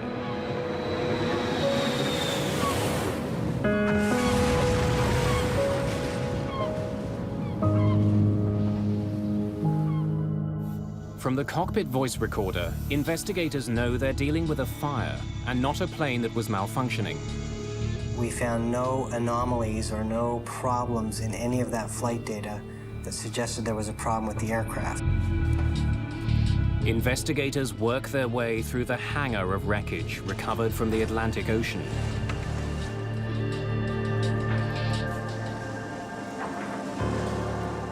Finally, they find scorch marks, which reveal that the source of the fire was in the back of the cockpit, directly behind the first officer. Following this trail leads the team to an unlikely suspect, the entertainment system in first class. The Swissair MD-11s provided first class with one of the world's most sophisticated entertainment systems. Passengers in first class could choose their own movies, access the internet, and even gamble. This entertainment system was not part of the original MD-11 design. The system had some major deficiencies. It was getting very hot. It drew a lot of power. And thereby, for example, raising the cabin temperature considerably, because it was always running. They did not install a simple off switch, nor did they install appropriate cooling systems. Anytime you have an electrical system or you're putting an aftermarket install into an airplane, you run the risk of compromising the integrity of the aircraft itself as it was originally designed. When informed about the flaw in the wiring, Swissair immediately disabled the entertainment system on the rest of its fleet. But investigators discover that another piece of the jet had helped the fire spread with alarming speed. And in this instance, we did discover a wire that arced in that way, and right next to it was some very flammable material called metallized polyethylene terephthalate covering material that covers the insulation blankets. This polyethylene insulate was common on commercial airlines around the world. It had somehow passed the industry's flammability tests, which require materials to self-extinguish after a reasonable period of time.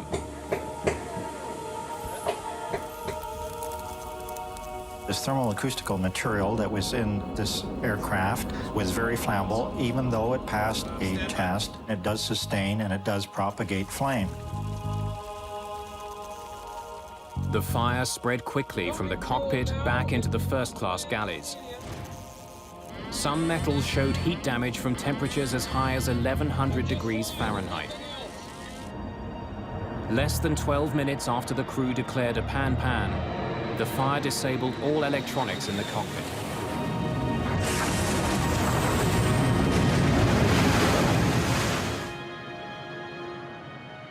In the aftermath, Swissair removed the flammable insulate from its entire MD-11 fleet. The rest of the industry was required to follow suit.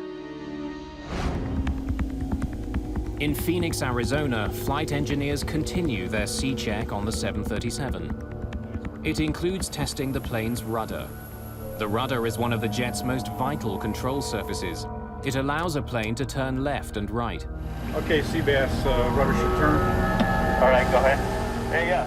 A problem here could have terrifying consequences. You're clear on the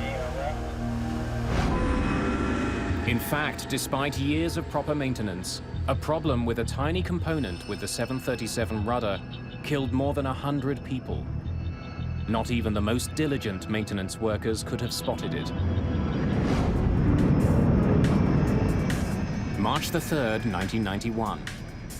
United Flight 585 begins its final approach into Colorado Springs. Another 10-knot gain. 30 flaps.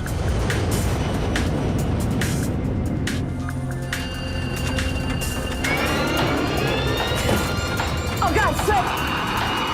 15 flaps! 15! Going up! Oh, my God! Oh, my God! Oh, my God!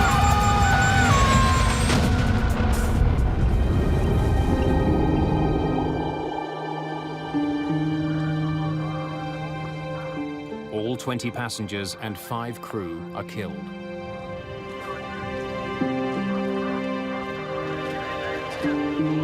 Investigators from the National Transportation Safety Board descend on Colorado Springs.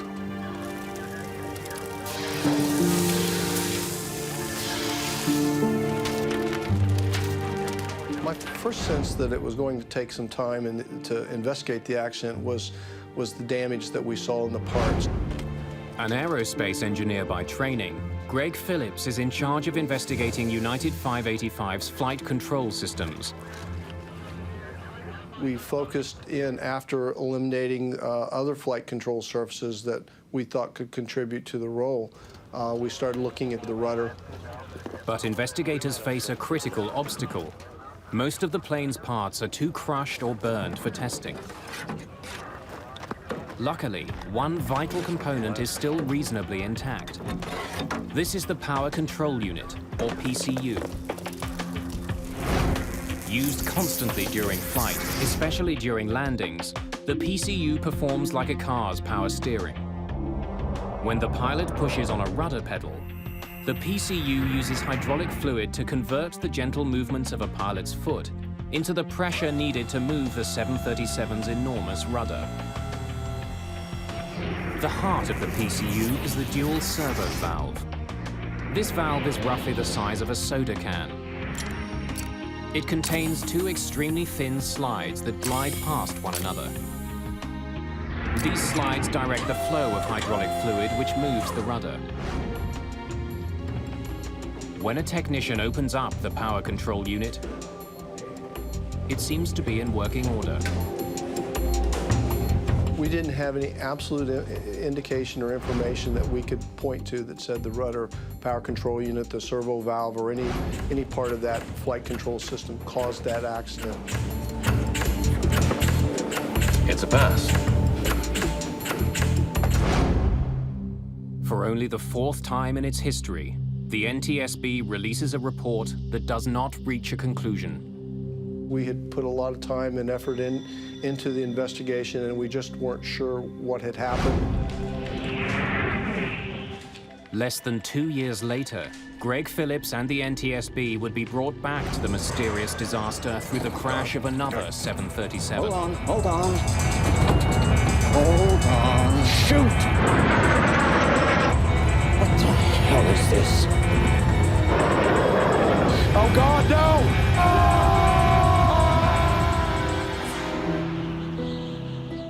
September the 8th, 1994.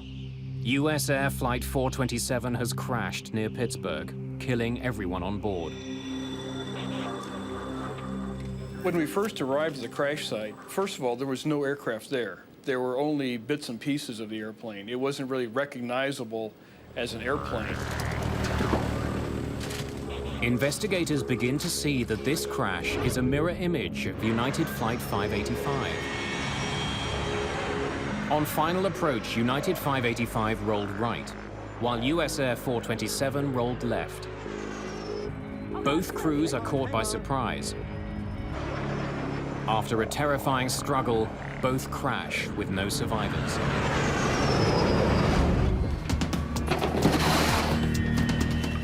Once again, investigators test the dual servo valve, but they come up empty-handed. That unit passed all its operational tests. There wasn't any indication that it had failed. We were going up against an aircraft that had an incredible safety history. It was really everything you could see for 30 years. This has been a great airplane. We were trying to prove that there was something wrong with the straight-A student.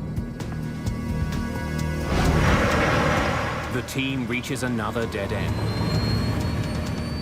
But almost 2 years later, they get a third chance to solve this deadly mystery.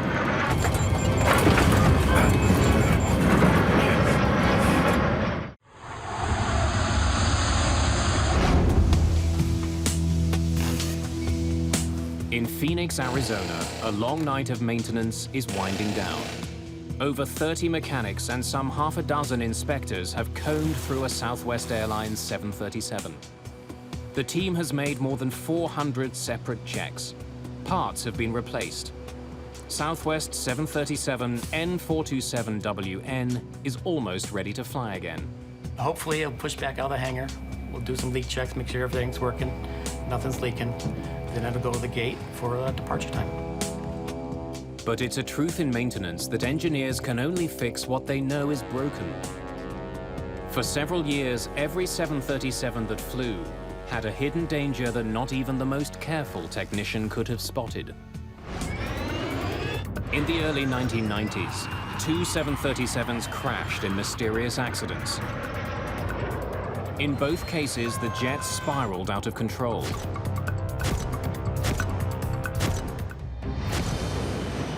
In 1996, the same malfunction strikes again. It's June the 9th. Captain Brian Bishop prepares to land in Richmond, Virginia. Then, just like United 585 and US Air 427, his plane rolls out of control.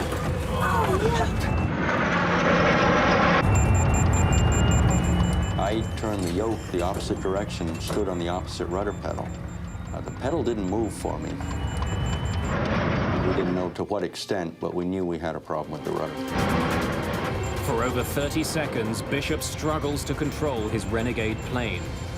And then, just as suddenly, the 737 calms down and goes back to horizontal.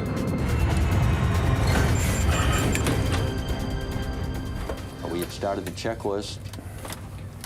Almost before I could finish the sentence, all of a sudden there was just a wham. The 737 is once again out of control.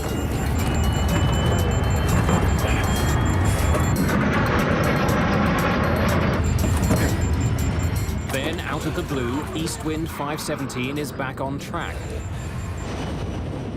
Wasting no time, Captain Bishop gets it onto the tarmac.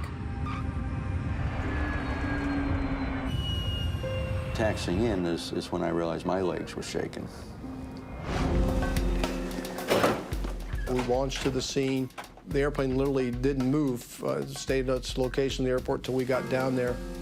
Suddenly they had a 737 that had had a rudder incident that was intact, and they had a pilot who was alive and who could talk about it. I think they were much happier to have the airplane than me.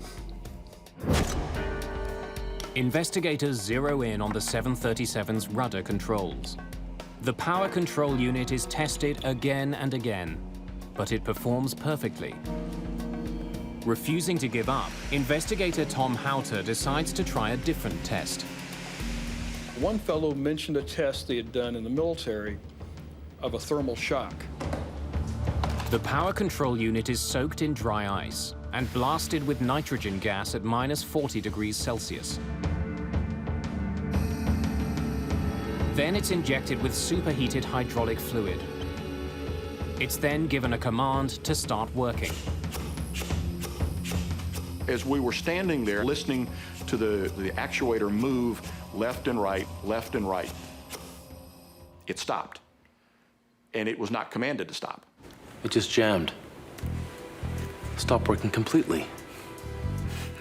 The team has discovered that a small hydraulic valve that controls the rudder of the world's most popular jetliner can jam in the right circumstances. And the valve can jam without leaving behind any traces.